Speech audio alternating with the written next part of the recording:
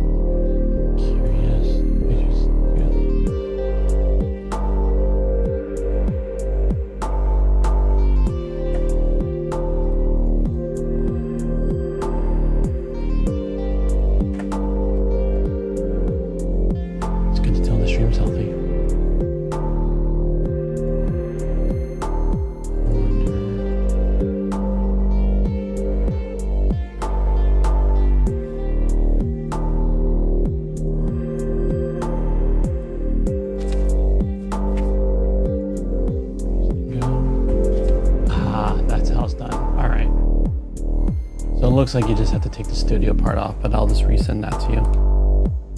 Okay. So that's how it works.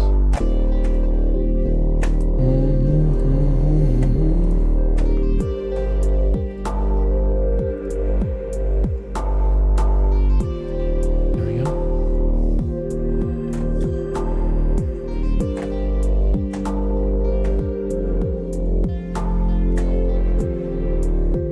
Should be in the same thread.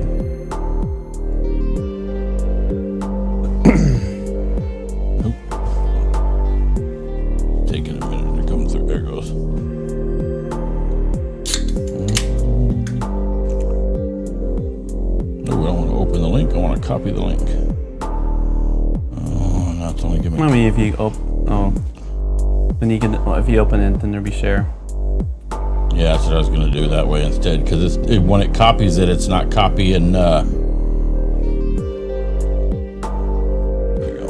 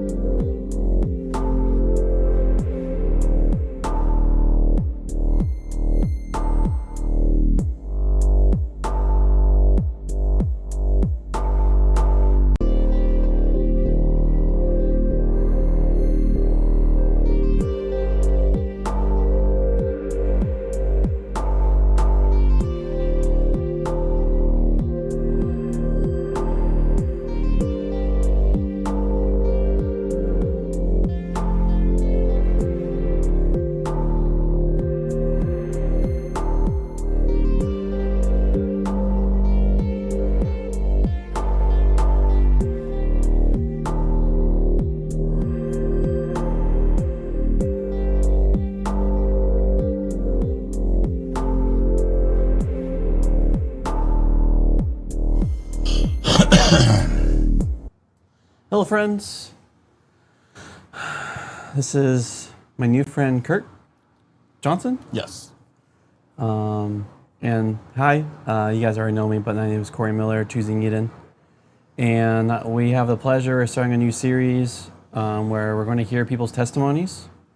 And so my friend Kurt here has a wonderful story of partnering through suffering.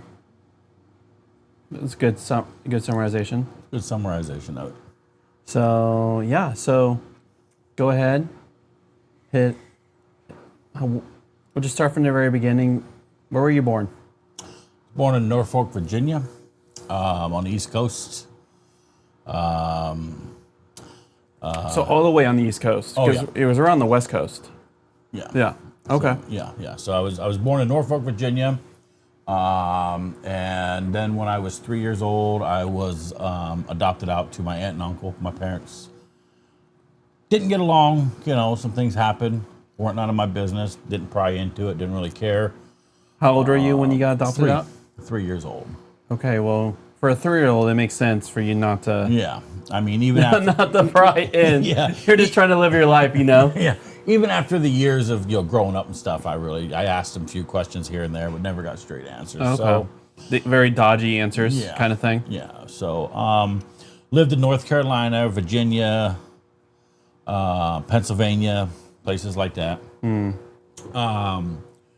Grew mainly up in North Carolina in a trailer park. I don't remember the place. I'd asked my mom, you know, my aunt who raised me, but call her my mom. She raised me, you know, a few times, and she told me, but it was a pretty big trailer park in North Carolina. So she really took over. yeah, her and my dad, which was my uncle, but they were considered my parents at the time because I didn't have no contact with my, you know, biological parents. So Okay.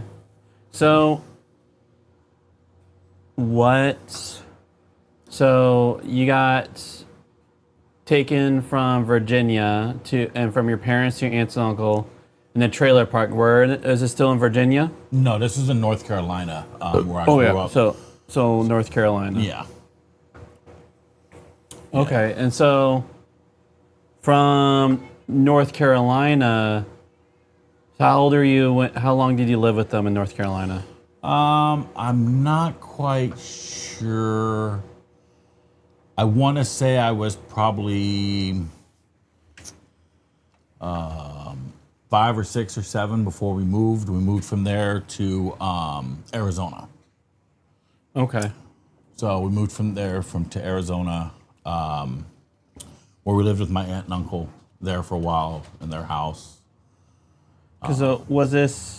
So you're living with your aunt and uncle, and then you jump. Would you live with another aunt and uncle? Yeah.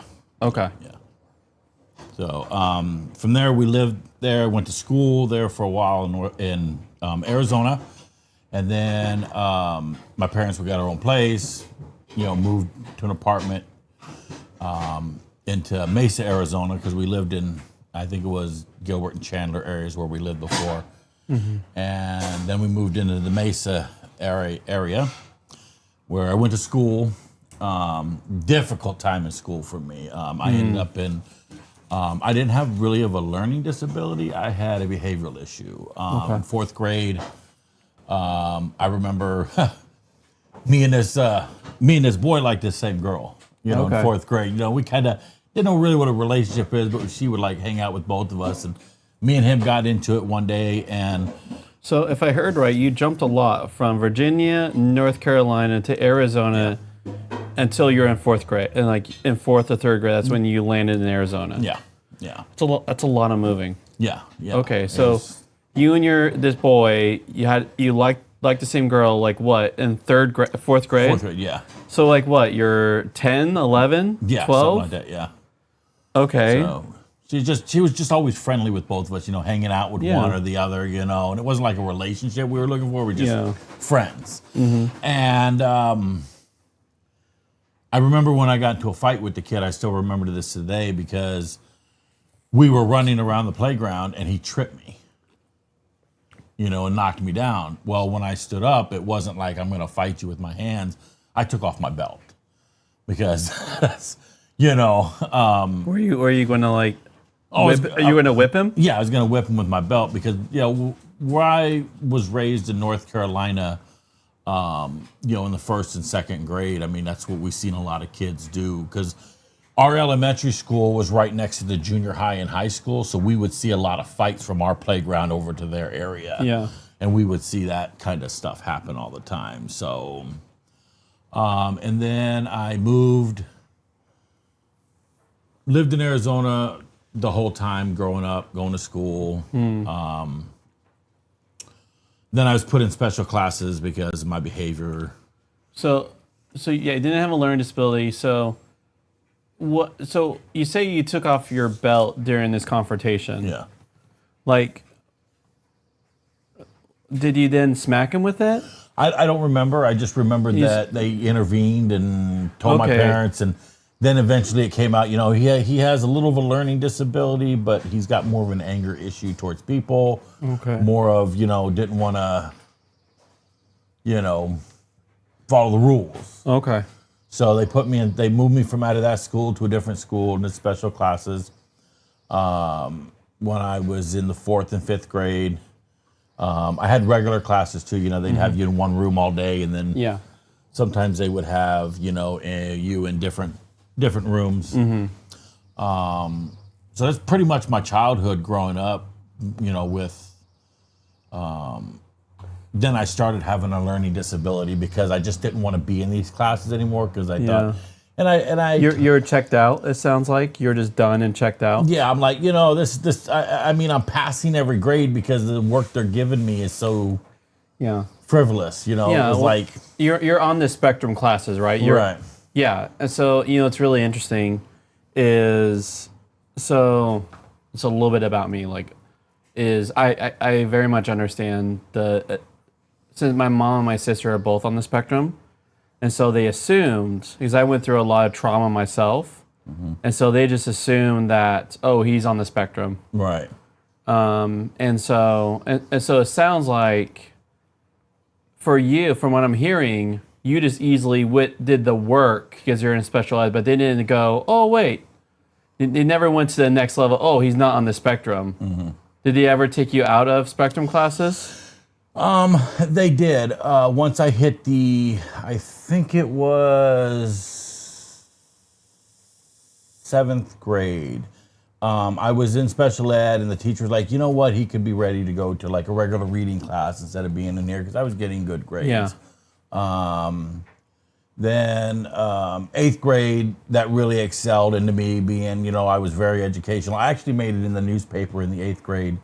In Arizona? In Arizona, made it into the newspaper because a very bright individual, good at math, good at numbers, really excelled in different parts of schooling that they didn't think I would excel in because I was in special education classes. They started putting me in regular classes. I did like home ec. I did just different classes. I can't remember all the ones they put me in. Then the 9th grade, when I went, that was considered high school, almost high school. They just put me straight in, just straight special education class. I think I had one class outside, which was PE. That was it. Okay. And shop, because, I was in the 9th grade. And then I advanced from doing shop class, then went into automotive because I wanted to work on cars. So you're just in special ed classes besides PE and shop. Yeah. And so did you graduate with a modified diploma? No, I didn't graduate. In the 10th grade,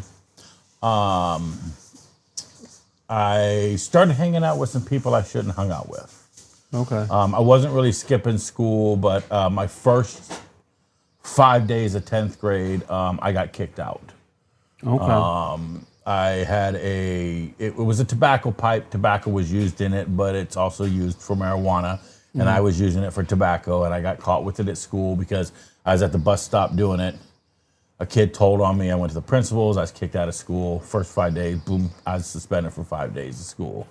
Okay. So. And this is 10th grade? Yeah, this was the 10th grade. So you're acting all cool you feel like you're all cool. Right, yeah. Smoking tobacco out of a pipe. Right. And then a student told you? A teacher caught you? No, a student told the school that I had it in my pocket. And I found out the student was a student at the school. He lived up the street from us. His dad was a police officer. I see. So he was trying to be the good, Yeah. Kid and be responsible. And he admitted to me after I was suspended, and I seen him one day because he lived up the street. He says, I turned you in. I'm sorry. I said, hey, things happen. We kind of hung out a little bit and stuff like that. But yeah, at least he made it. It Right. wasn't. So. It sounded like though he was trying to do what was right. Right. What he was taught. Right. From what I'm hearing, it doesn't sound malicious. No, he didn't do it maliciously. I mean, I didn't have a problem with him. Really didn't talk to him a lot. It wasn't until I don't remember when we started school, but I remember, Arizona, they don't have the weather like we do here. But I remember, December, again, going to school, I didn't get along with people. You know, I didn't get along with other students, teachers. They didn't mind me. I just ignored them. Yeah. You know, I mean, I had some problems in the 6th and 7th grade with teachers.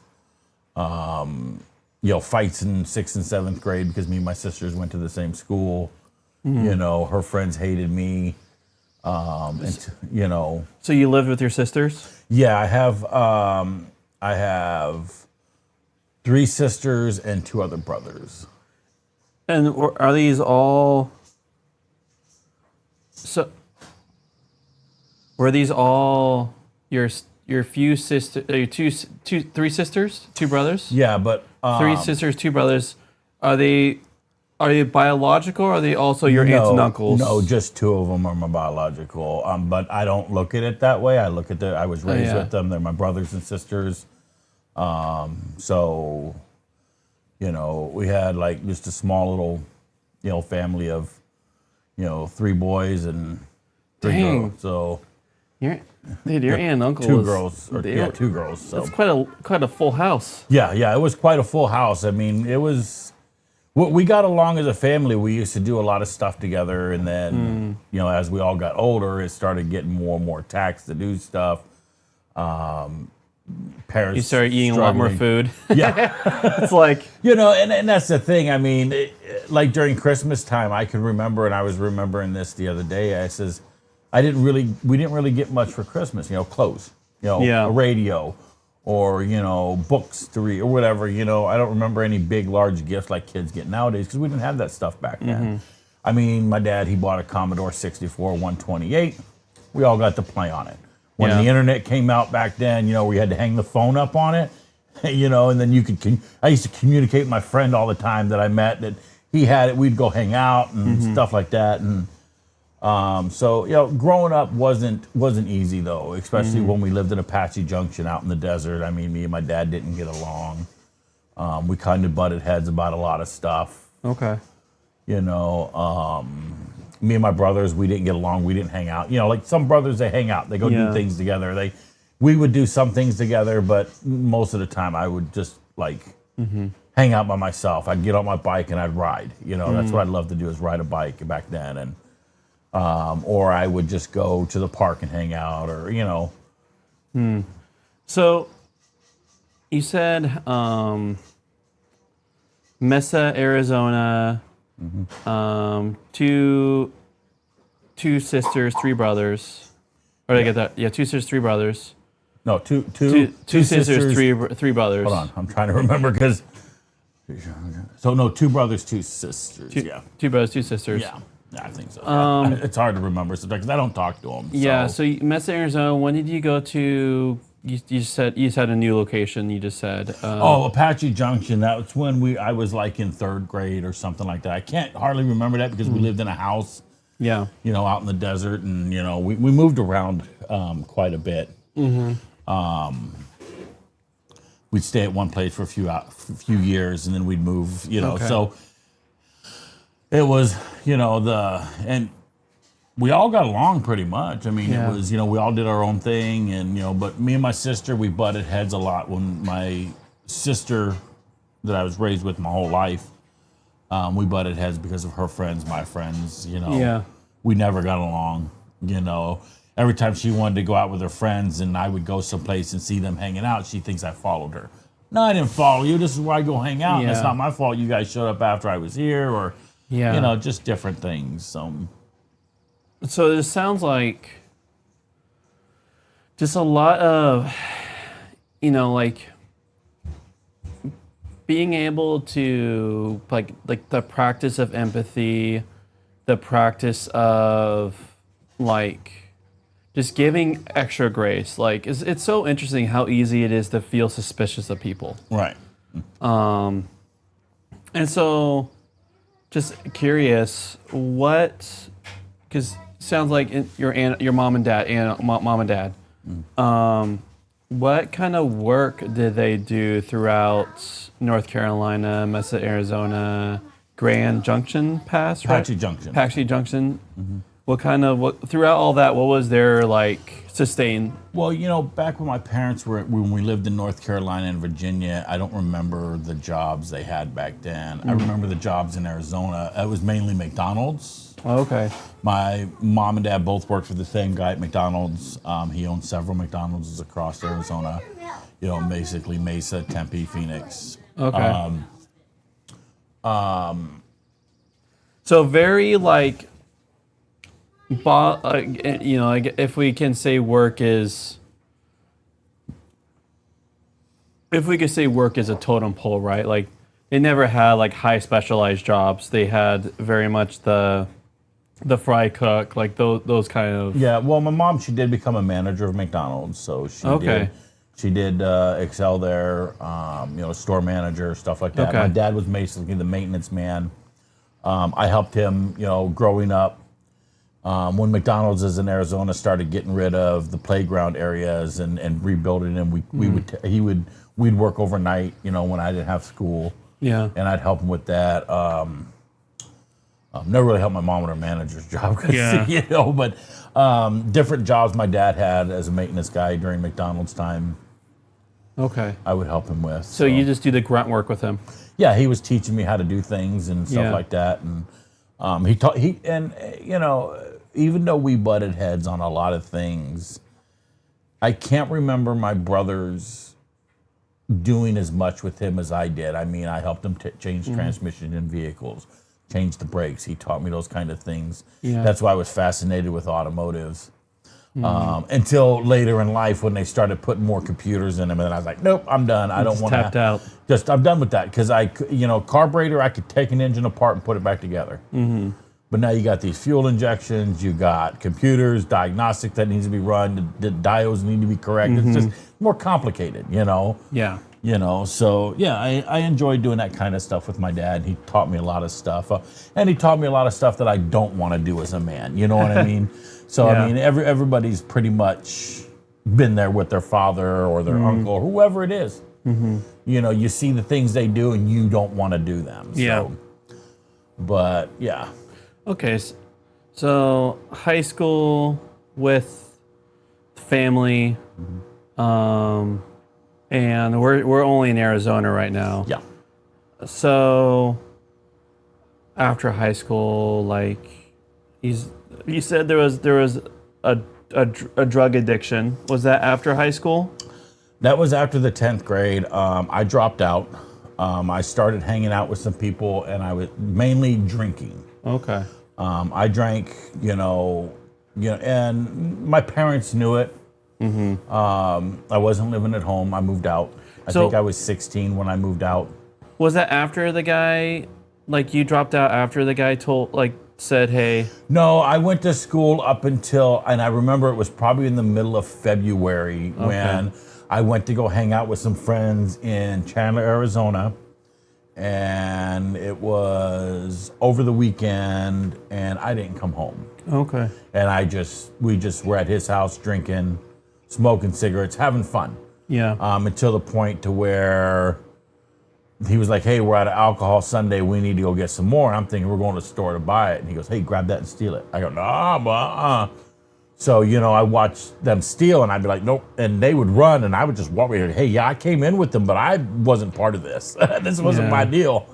And then just really got into drinking a lot, living from friends to, houses, friends to houses, jumping couch surfing, basically. Mm-hmm. Yeah. From 16 until, I think I was like 15. Yeah, 15 until I was 16. And then during high school time, when I was in the 10th grade, another reason I got suspended is because there's this girl that I liked, and we were talking, and I didn't know that there was another girl. Yeah, didn't know there was a guy that liked her. Had no idea. She didn't say anything, and he confronted me one day. Said, "Leave her alone. Stay away from her. It's my girlfriend." And she's like, "No, I'm not. We're just friends." And he hit me, and I ignored it. Yeah. And I remember going to class, and the principal coming in and asked me what happened. I said, nothing. Mm-hmm. He says, well, you got a bruise on your face. I said, yeah, so? I said, told him to mind his own business. This is, Mm-hmm. And then I remember I was there. Every class gets like a 10-minute break to go from another Yeah. class to. So I went to my reading class then, and during the reading class, somebody said he wants to fight you. He's gonna meet you out in the smoker area. I was like, oh, okay, cool. Let's do this.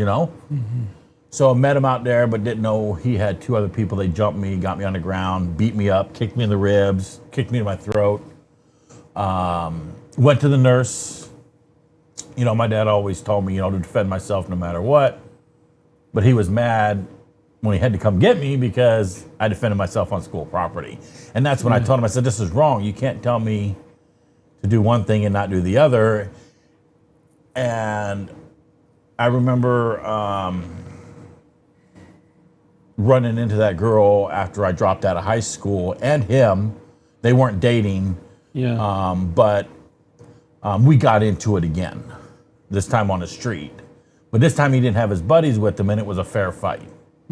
He hit me a couple times, I hit him a couple times, and then he started walking away, and he goes, and then I'm not sure how it happened, but I ran into the same girl again, and we started talking. And she's like, that guy, I'm so sorry that happened to you and stuff like that. And, I thought maybe she was interested in dating me or whatever. Yeah. And her family was Mormon at the time, and they knew I was living from place to place. So they said, hey, why don't you live with us? We'll help you and stuff like that and get off the streets. And I said, hey, cool. I'm tired of living from friend to friend and drinking. So I moved in. I didn't end up dating that girl. I ended up dating her sister. And we hung out, did things together, went places. I would disappear and go hang out with my friends and come back, but I wasn't coming back drunk. I was just going, hanging out. And then... So what was it in 10th grade that you met this family and you started living? Okay. Yeah. It's a lot for 10th grade. Yeah. There was a lot that happened during that short period because, school year is only, 6-7 months? Yeah. So I lived with them, and then I'm guessing no Jesus right now, right? Well, I went to church with them a few times, and it just, I didn't... Oh, so you went to Mormon? Well, no. Or my mother that raised me, we went to church. She would take us. My aunt would take us to church. Okay. We went to a Christian church. When we did. But, there was a lot of fallout between a lot of people, during that time. I mean... Were you, because a lot of people just go to church, but it's never, declare allegiance. It's never a real, No, this is my king. I'm going to filter everything I do in my life with this allegiance. As far as I can remember, it was just us going to church. Just going. Yeah, okay. just going, meeting people. My mom would go or my aunt would come pick us up. And, and there was a lot of controversy during that time with... my aunts, a lot of stuff was going on because found out my biological father moved to Arizona. I found this out before the 10th grade. I think I was in 7th or 8th grade and found out he was living there. We were told. We got to meet him, go stay at his house a couple of times, and then, family issues. Yeah. You didn't return him in time. Why are you doing, you know what I mean? And it took a toll on me because the family was fighting. You know what I'm saying?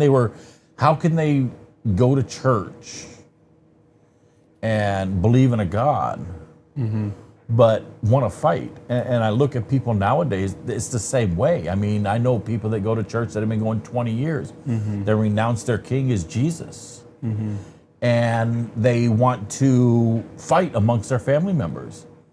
I say, if you have a problem with that family member, you get on knees, say, hey, Lord, I'm sorry I have a problem with them.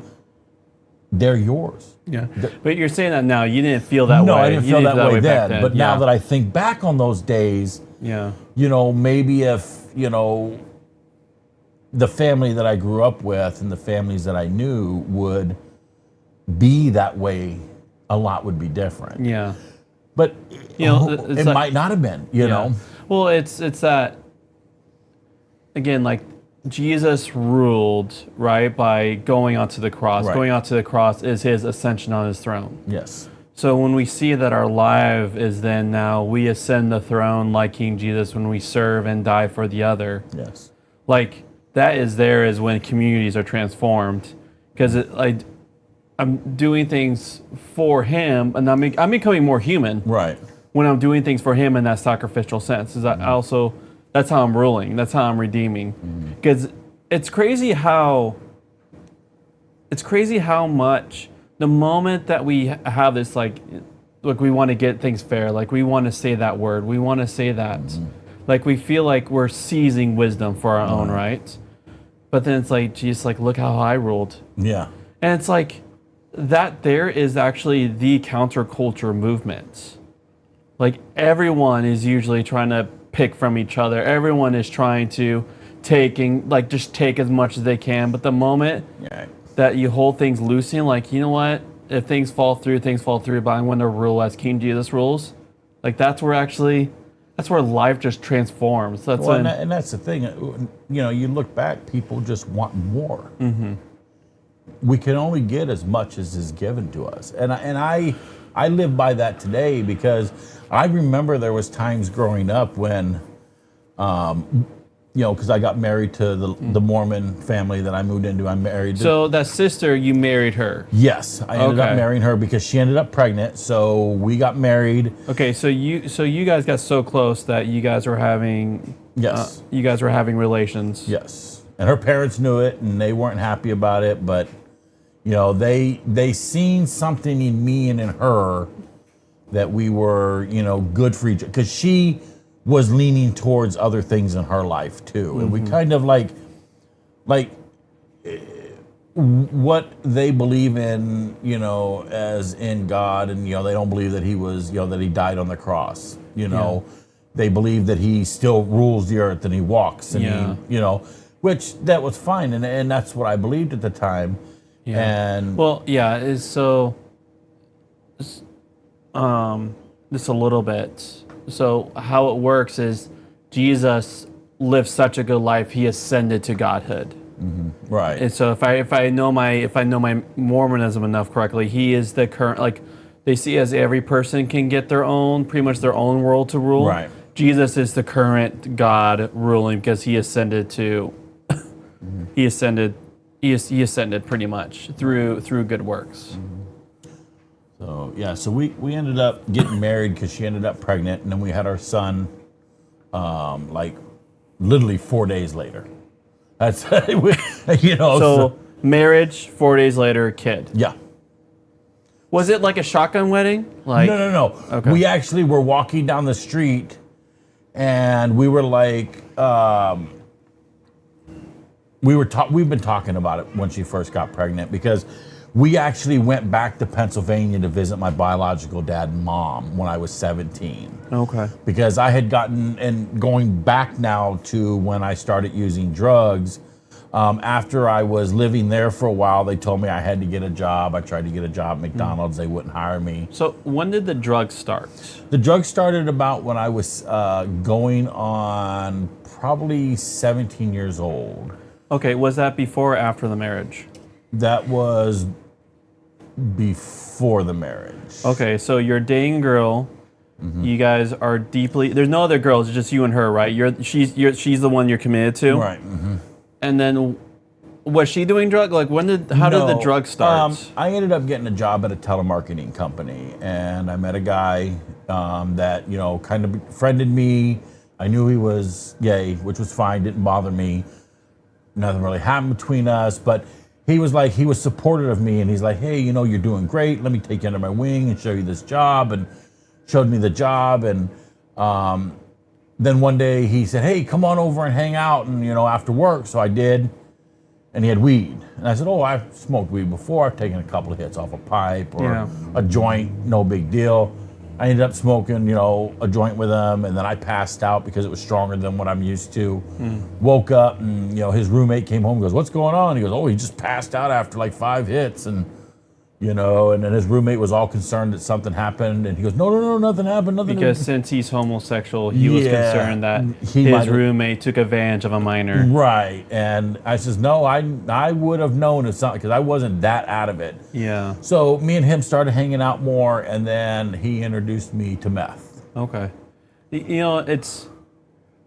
love the image of. You have the Garden of Eden. You have Adam means humanity in Hebrew, and Eve means life. And so, how we take from the tree, we also share, and that's what Eve did. She thought there was life, right? Also sharing, because humanity. So she is sharing what she's thinking as it's going to give her life. Will give her an elevated experience, right? So it sounds like this person you worked for, no matter what his.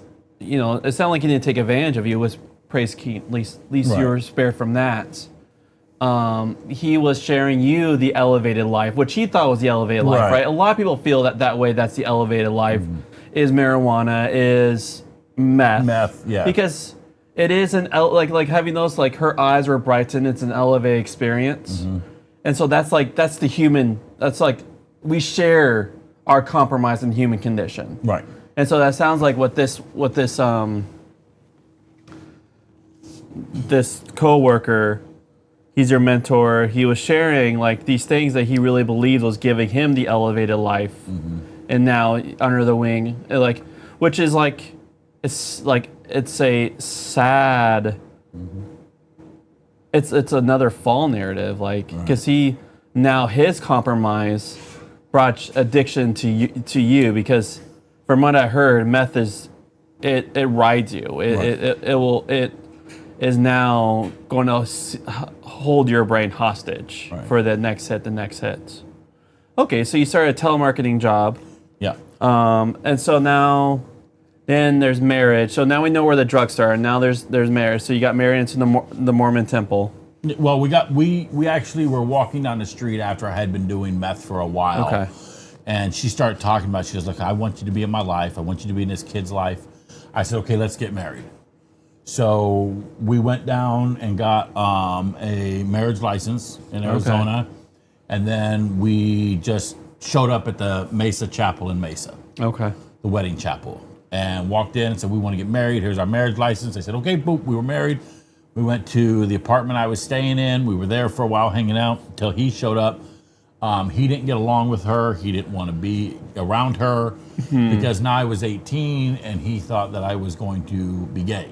See, now his intentions were different. Yeah. And he would always say, hey, you know what? You should try it. It's, if you don't like it. And I said, no, I'm not that way. I like women. And he kind of, we did meth and then I stopped doing meth. And that's when we went to Pennsylvania. How old were you?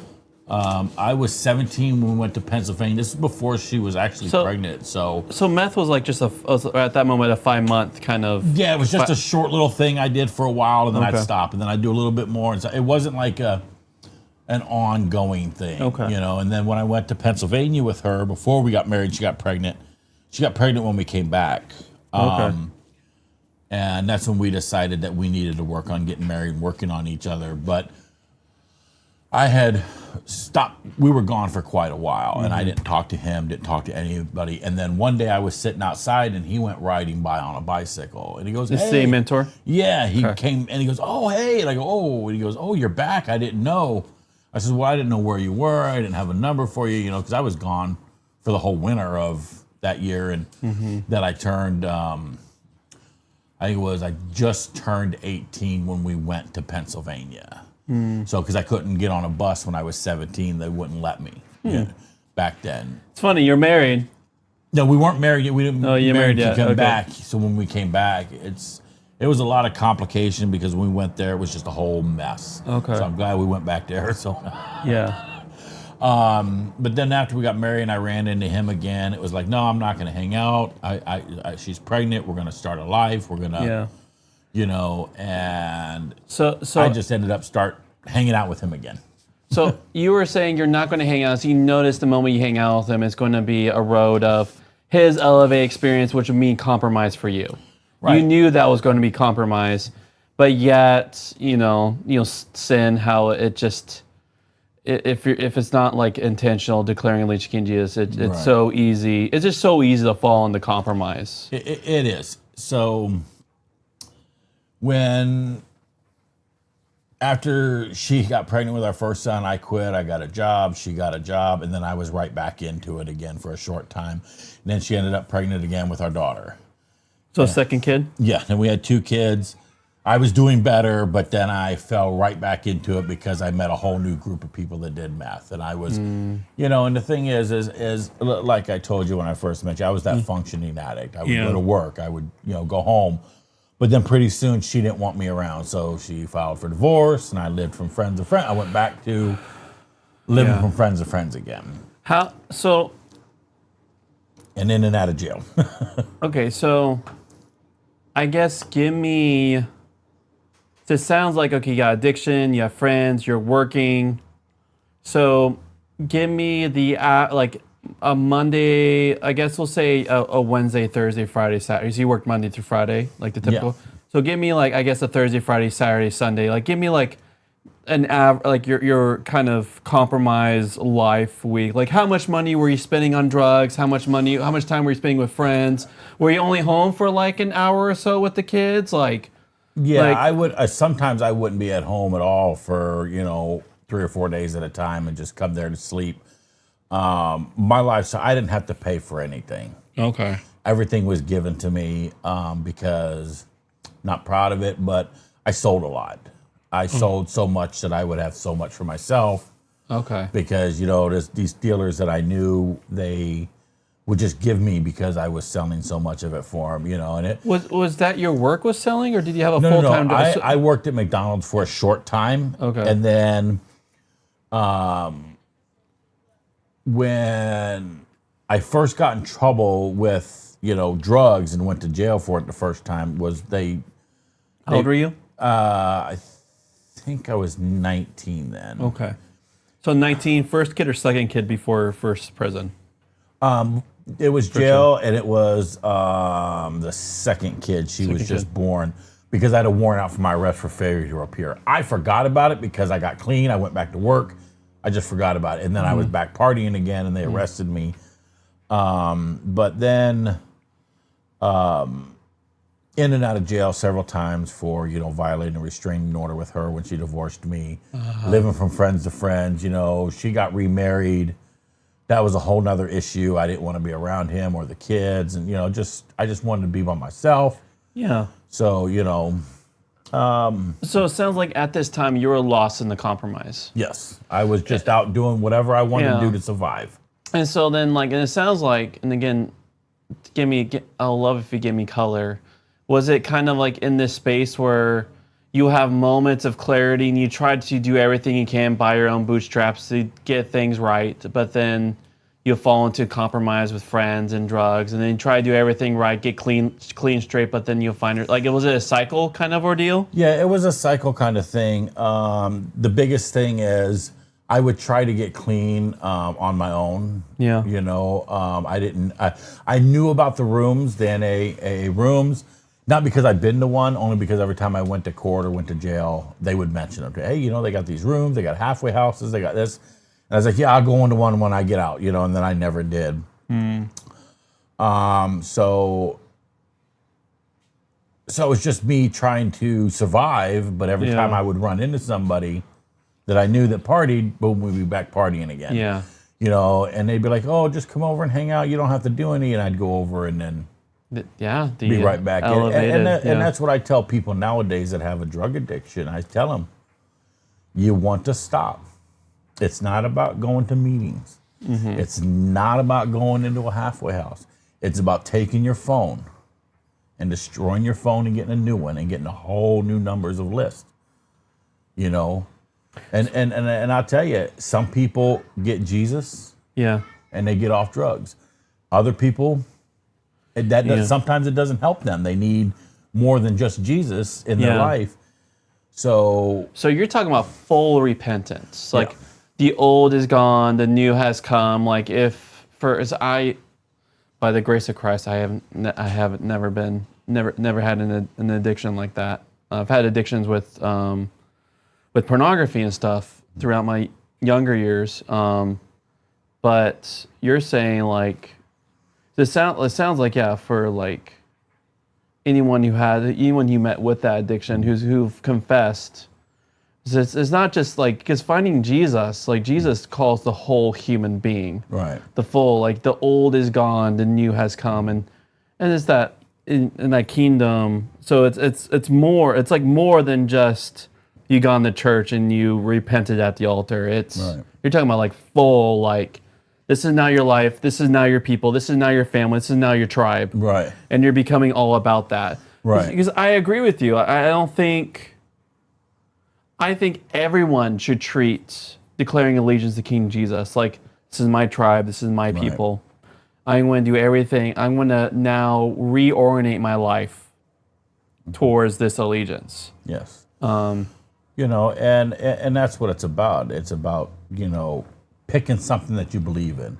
I mean, growing up in the rooms for, you know, 4 or 5 years, they always said they don't care if it's a chair, if it's a doorknob, if whatever it is, find a higher power, something you believe in, something you can, you know, grab a hold of. And a lot of people are like, well, you can't grab a hold of Jesus. No, but he can grab a hold of you, you know, and I tell people this all the time. When people say, I hope Jesus gives you a blessing. Now, blessings come in 2 forms. We all know that. I mean, pastor at church has preached about it. I've heard other pastors say blessings come in 2 forms. They come where they open your eyes and cause something to happen in your life. And then there's the blessing that comes that you were hoping for, and it's a good day. And both of them turn out good. It's how you perceive it and how you take it.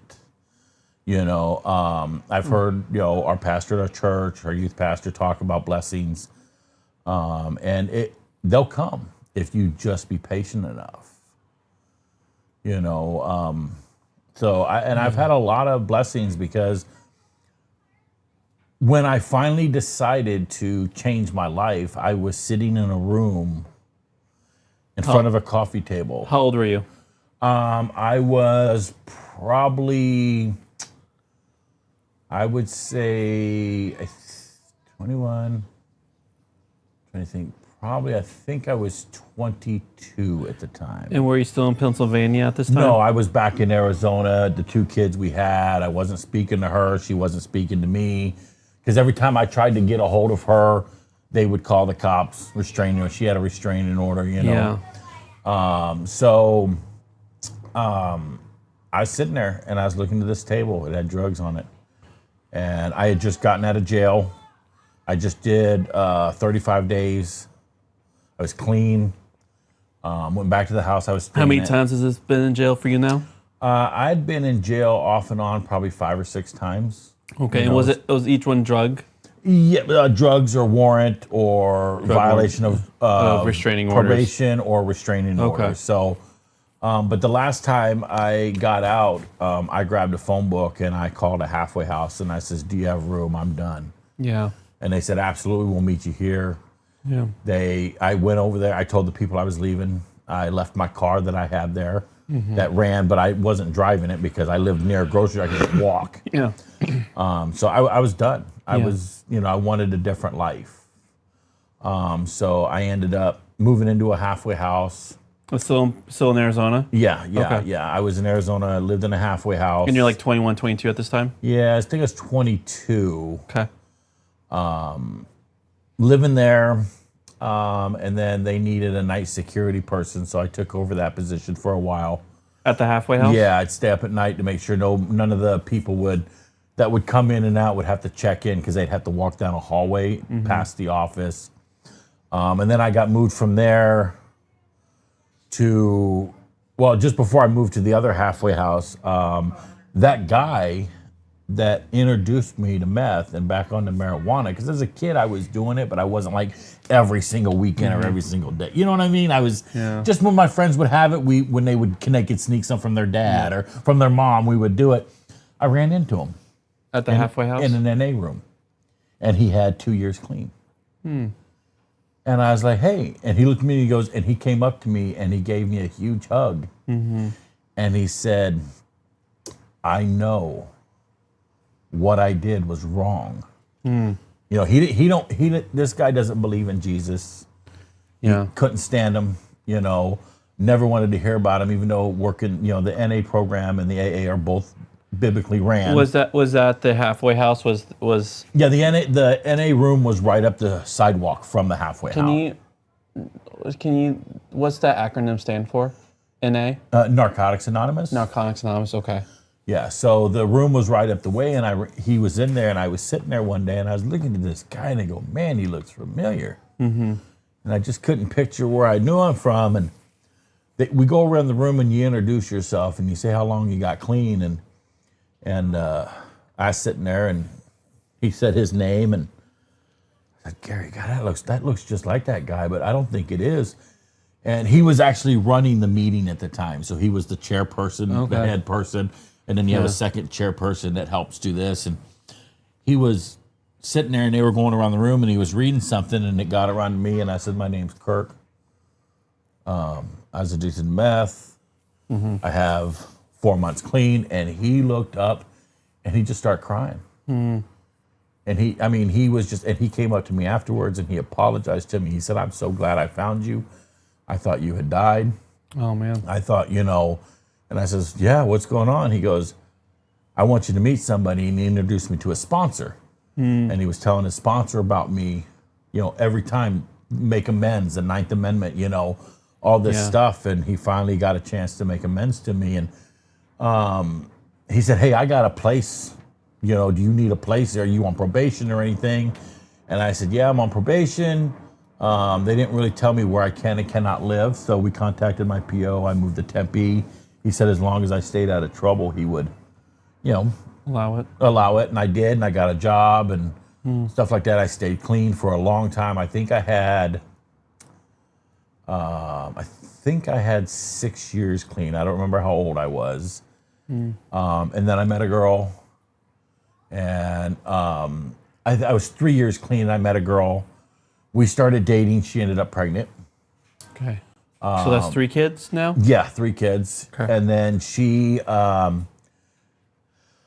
was doing real good on probation. I was reporting all the time. I was keeping a job. I was not drinking. I wasn't doing drugs, nothing. I was doing my UAs. And then I got a new probation officer, and I moved, and I told him I moved. I went to his office. I wrote down the information. He didn't have to approve it because it wasn't that strong of a supervision. And I moved. And I kept going to the office, and you fill out these slips, and then you tear off your piece, and you give them the rest. They sign it, and well, he's not in today. Well, I was here. Once a week, I would show up and say, I'm here.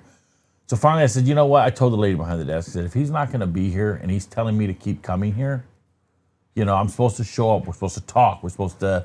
Yeah. I said, forget it. I says, he knows where I live. Well, then he showed up and put a business card in my door with a note on the back of it saying, please, I need to speak with you. It's regarding your probation. It's nothing bad, you know, but you didn't tell me you moved. And I said, yes, I did. It was on a slip. I had a copy of the slip. So I went there. Again, he had just left. So I waited. They said he was only going to be gone 20 minutes for lunch, and he'll be right back. He, you know, I think he came back. He's seen me. He was one of these probation officers that didn't really care about his people. So I was going to work one day, and these 2 cops showed up, pulled up, and they're going, and they start speaking to me in Spanish, which irritated me because, you know, I don't speak Spanish, but in Arizona, you get really dark skin.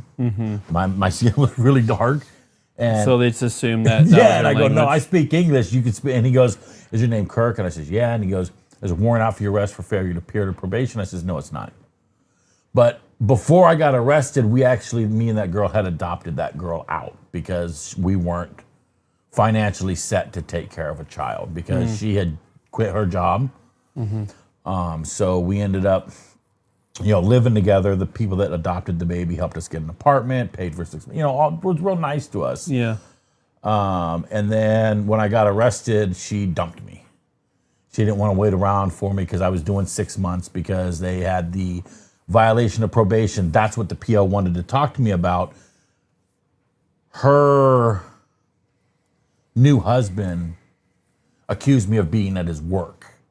And I had no idea where he worked. And until I found out. And how I found out is I ran into a friend of mine that said, "Hey, I seen you and your ex-wife and her new husband at Wendy's, and he was getting off work." And I go, "Oh, well, I didn't know that until after I got out." So I ended up doing 6 months in jail. And then when I got out, I was still going to the rooms. And then I met another girl. She was older. We dated for a while, and then my new PO met with me, and he says, "When you get out, I need you to come directly to the office." He goes, "I know you ain't got nowhere to go." So I went to a halfway house, and I was living there at the same halfway house, but in a different house, because they had different houses now. And I was living there for a while, and I went and showed up to him, and I sat down with him. And he says, "I'm going to tell you one thing, and this is the only time I'm going to tell you this. I'd been on probation, and they didn't violate my probation because he found the slips." And that's what he wanted to talk to me. I said, "I found the slips. That guy's no longer a probation officer here because we found out that he was violating people." And I said, "Good." So let's move on. Let's figure out what we're going to do to get me off probation next 3.5 years. And he goes, "You're not going to be on probation for 3.5 years. He says, "If you can go 1 year with me and not do nothing wrong," he says, "I will let you off." I went 1 year with going to GED classes. I went to meetings. Got a job. I worked a full year as I was living in a shelter at the time, but I had to move because the place I worked, this older lady that I knew, she had a room for rent. And I asked my PO, he said, "Yes, absolutely. If you don't want to live there." So I did, but I ended up meeting this girl. We dated for a while. We moved in together. We were going to have a life, but we started. As soon as I got off probation, I was at my parents' house. I think it was my brother's birthday or something. And my brother had went and got some weed. And I was like, "You know what? I'm not on probation." Yeah. I smoked that joint, and then I was back doing meth again. But I only did meth for like a month and a half. She left me for another guy, left me high and dry. I moved in with my dad because my parents weren't together anymore. So your parents, your aunts and uncle. So they divorced? Yeah. They're divorced. Okay. So then... it's messiness all around. Oh, it is. My life was such chaos, and I didn't know what to do to get it in order at the time. And then while I was living alone when that girl left me for another guy. How old are you now? Like 28? 26? Yeah, I think it was 26. Okay. So I had a computer at home, and I started talking to that beautiful lady right there. And it was in Yahoo Chat back in the day. Back in the day. So like 2000s? No, it was back in 90s. Okay. Yeah, 99. We talked a little bit. Okay. And then I helped her. There were some people in there that were just being rude. Some young kids got in the rooms, and they would just be nasty. They're just trolling people. Yeah. And so like a Yahoo chat room? Yeah. So we started talking off and on, and she was telling me about her life. I was telling her about mine. And then when I had to move, I didn't have a computer anymore, and we lost contact. Okay. And it was just nice having. So you're 26, 27 at this time? Yeah, about 25, I think it was. And you're in Arizona? Yeah, I'm living in Arizona, and I moved into a halfway house, and Okay. they had a computer, but we weren't allowed to use it until my sponsor, who was that guy, that I did drugs with, he became my sponsor. Okay. And a real nice guy. We go to meetings together. He wasn't interested in me anymore. Yeah. He was like trying to focus on his recovery and keep a job. And Yeah. he helped me get into a halfway house in Phoenix that his sponsor ran part-time. And I was there, and we couldn't do anything but watch TV and go to work. Yeah. And I got on the computer when I was able to have computer time, when I was there long enough. And I said, I'm going to log on to Yahoo and go into the chat rooms and see how she is. see if she's still around. Yeah. And I mean, I think it was almost a year. And lo and behold, she was in there, and we started emailing. We started emailing pictures of each other. They had like a little camera we could take pictures, and Okay, so you met her. Okay, you met her on the chat room a year ago, Right. and then you got on the Yahoo chat. She's still there. How long did the relationship? How long did the communication go from just IMing each other, instant messaging each other, to where you're sharing photos? Right then, it was just pictures of our face, Right because there, that's okay. all you could do. Take a picture, send it in an email. Okay. IM messages wouldn't let you do that. They had to be email Yeah. messages. So we weren't talking. And that's the thing. She goes, you're different. I says, what's different about me? And she would say, most of the people in the chat room, they're talking dirty, they're talking nasty. You know what I Yeah. mean? And back then it was, It's crazy how culturally, like, it's not okay at all to talk nasty to a girl on internet. But it's like, I remember I was playing, it's like later, like I was playing World of Warcraft, and it was like this, people, like there's a girl in our guild, and people felt like it was okay to like, to Right. say like the most crudest thing you could think of. And it's like, that's not okay. Like, yeah. and so it's still happens now, but it was culturally okay, Right. back then. Yeah. So we talked for about 4 months, and I told her I was living in a halfway house, got rid of all my stuff. Yeah. Couldn't live where I was at anymore because the lady I was living with, she moved out, and I didn't know she wasn't paying rent. So moved back into a halfway house. We started talking, and her daughter was like, hey, you should come up here and live with me and my mom. You seem like a nice guy. Let's. Okay. So she has kids. Yes, she had 2 kids, a boy and a son. Okay. And a boy and a girl. And they're like, oh, come, the son, he was distant. He didn't really care.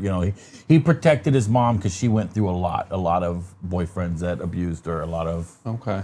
things that happened. And so I said, you know what?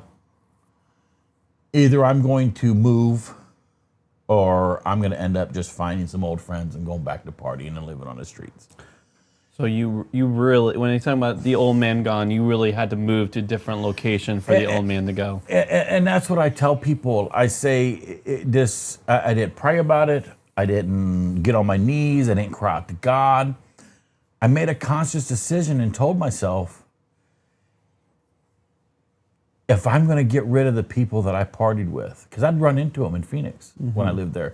Mesa, when I go there, to go see my parents, I'd be on the bus, and boom, there would be 2 or 3 of them on the bus riding, or I'd see them in the car.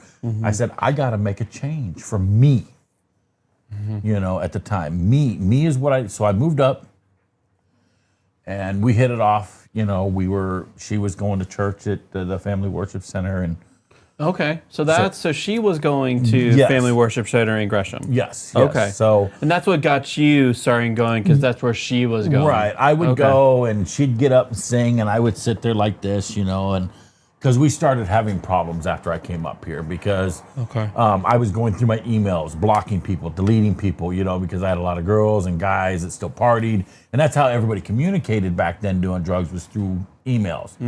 We didn't have cell phones yet; they weren't. Yeah. Back in 2002 when I moved up here from Arizona, she didn't, nobody had text messages. So, I mean, I had one in Arizona, an AT&T phone. A little bit, I was born in 1990. So when you say in 1999, you're IMing, I was only 8. I was... for me, when I was 8, my dad had a computer. I did have access to the internet, but it was very minimal. I didn't know what I was doing, because Right. it took a little bit. It took more than my 8-year-old brain can figure out. And so I was playing Warcraft. Like, Right. I was just on there playing video. But like you were like what, 26 when I was 9? Yeah, 25, 26, yeah, something Yeah, like that. and so like now I think in 2002 that's when I was 12 or 11, because I just follow. And so in 2002. When I was 11, gosh, I was in San Diego. I was still in Tacoma, but my dad died by then, and so then we're living very bare minimal. And so it's like always interesting to hear how that's how people communicated. That's how the party scene communicated in Right. 2002, was through emails. Through emails, AOL, Yahoo. I mean, that's how it happened. And we moved up here and we had our problems at the beginning. I mean, she got jealous because when I was deleting my emails, and back then it was harder to block people because they didn't have tools to show you how to do it permanently. Yeah. Somebody could change one letter in their email. As long as they had your email, they could continue to keep emailing you. Now it says any letters that are associated with this name, because everybody has to have a physical name now. Back then you didn't have to use your real name. Yeah. You could just pick any name and they would just give you email addresses. Yeah. Now they don't do that. So we were together going to church for a while. The pastors and stuff were like, hey, you guys really shouldn't be doing this. You know, you got to get married. But I had a job when I was moving up here. There was a purpose. I was coming here. I was going to work for a travel company that sold timeshares and helped people consolidate their debt. But the company went belly up just before I moved here, like a month or 2 weeks before I moved here. Okay. And I had already bought my ticket.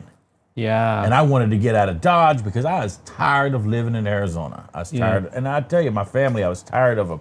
You know, I didn't feel like they were supporting me, but I didn't really reach out to them. You know, I pushed them away. I pushed everybody away, and I just wanted a new life. Yeah. So after we'd been here a while, in 2003, we sat down and we said, let's stop these problems. And I says, going to church and listening to enough of the pastor's messages. And she agreed because we had that in-depth conversation that two people have. Yeah. Marriage. It's not going to solve problems. It's not going to solve the problems. It just don't. Marriage does not solve. To me, personally, other people, it might be different. But to me, marriage doesn't solve one person being jealous or a person being angry in a relationship. You know, oh, let's get married. All those things will change. They don't unless you let them change. Unless you allow something to come in to help you change those things. Yeah. So you guys are living together. Yes. And yeah, you guys are going to church. The leaders in the church saw you guys living together and were saying, hey, like, were you kind of just like, was this church part of the pattern, or were you like, you saw Jesus in church? Like, you kind of like, so I've noticed that people, like, it's, when people think, hey, I got to follow Jesus, and their first response is go to church. Right. And it's like church membership is part of their Jesus commitment. Was it like that kind of your brain space? Jesus is church commitment? No, my brain thought, okay, so I'm going to church, you know, and I always believed in Jesus. Okay. I just had a problem trusting his, his belief. Like, if you believe in me, you'll have eternal life. If you believe in me, because when I was preached to as a younger kid, I was preached to that if you give everything to Jesus, everything, your stress, your anger, everything like that, it's going to be great. That's how I was growing up. And I was like, okay. Where is it? Yeah, where's this, peace that I'm hearing about? And then when I started going to Family Worship Center, I started hearing both sides of it. We can give as much as we want to Jesus. And our pastor, I believe, has preached about this. And, but you're still going to have your days where you're in your car and you get angry at traffic. Mm-hmm. You're going to have days where you get angry at your spouse, your kids, your coworkers, or not just anger, but anything. Mm-hmm. You know what I mean? It's a part of life. We're human. Yeah. God's not going to be like, okay, you're going to be perfect. Because if that was the case, everybody that went up to the altar and cried for their life and got baptized, we wouldn't struggle at all. Yeah. Well, yeah. It's just, you think about it. Look at it this way. We got pastors of churches. And a lot of people put their pastors up on a pedestal because they're giving them the word that God has given to them. But they don't hear the stories. And that's the thing about me is pastor of the church, he didn't go through anything that I went through. You know, he didn't do drugs. He wasn't homeless. He wasn't, you know, but I relate to his stories. And then I listen to the youth pastor and I relate to him more because he was like me. It just came down to what I had to focus on, and I had to believe that no matter how much I cried out to God, he's either going to give me that blessing that I'm asking for or give it to me when he's ready. Like, you know, and there's a pastor that my wife, now she's passed on, we watched a couple of times, and I will always remember this. She said, we get on our knees and we pray to God and we say, God, we want it now, like a microwave. But God sometimes says, you know what? I'm going to put it in a slow cooker for you and give it to you when I'm ready. And when we heard that after we had gotten married, we told each other, we said, this is how our marriage is going to be. God's going to bless us in ways that we're not going to see right away. It's going to happen. Boom. And then there's going to be other ways that we're going to cry out to him and say, hey, God, where's that blessing? And he has spoken to both of us and said, it's coming. Just wait. Just be patient. You know, and I don't know if you're like me. I mean, like sometimes when I get down and I say, God, I need this now. I can't wait. And you don't hear anything. You don't hear him say in time, just wait, I'm giving it to you. Or sometimes he'll go, not now.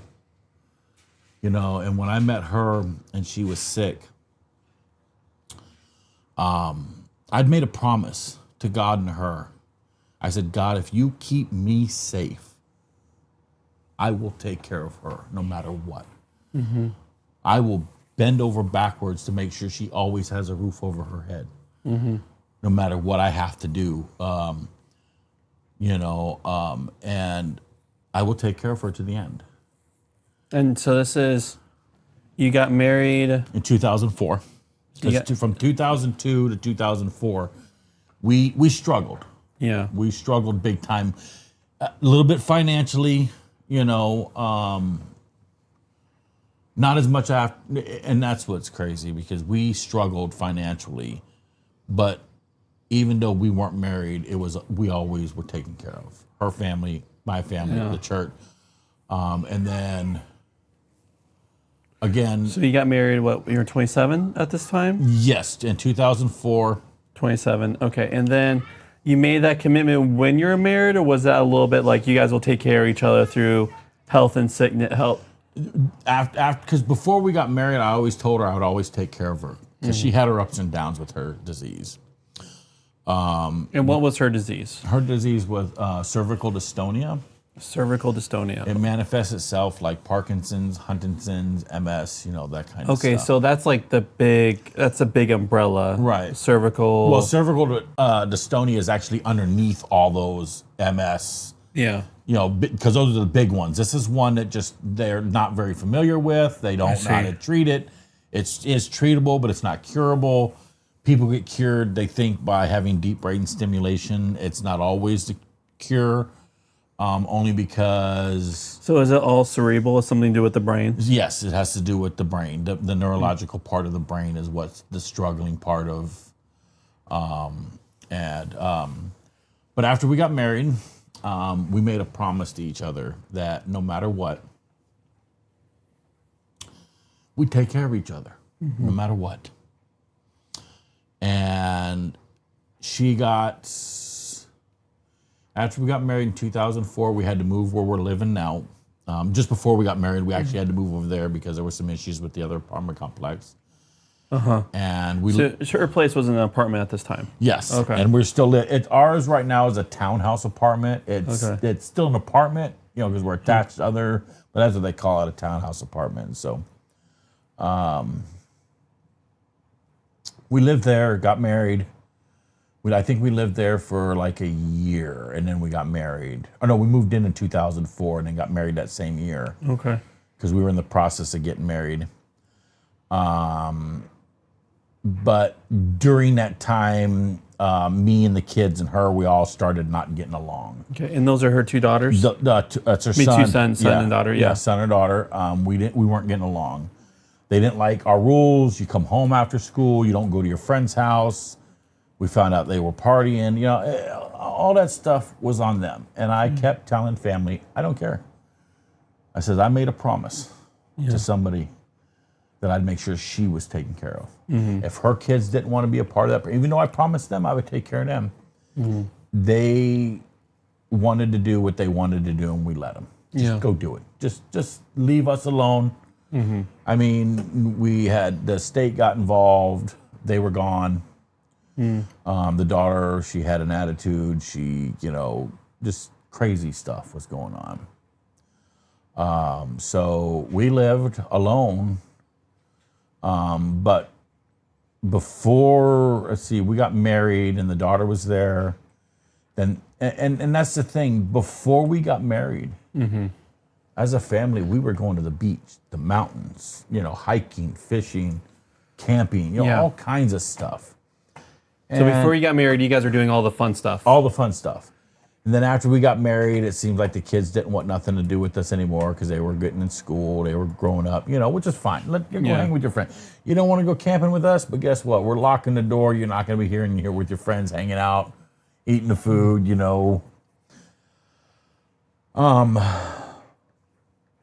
And so, so you made the promise, and then got married, new place. Kids were saying, "Hey, you're not my dad." Right. It sounds like, it sounds like each one was kind of like this. They were seizing wisdom on their own. Like they were defining good and bad, seizing Tov and Ra, seeing good and evil on their own. And the crazy thing is the daughter, she went to the same church we did. She was part of the youth group. She was part of the girls only group at church, and doing trips, doing all this, having fun, enjoying it. And then the world set in, and all this stuff, and it's like, hey, do what you're gonna do for you. But I got somebody I know that I'm going to have to take care of. And I don't have time to take care of her, me, and you.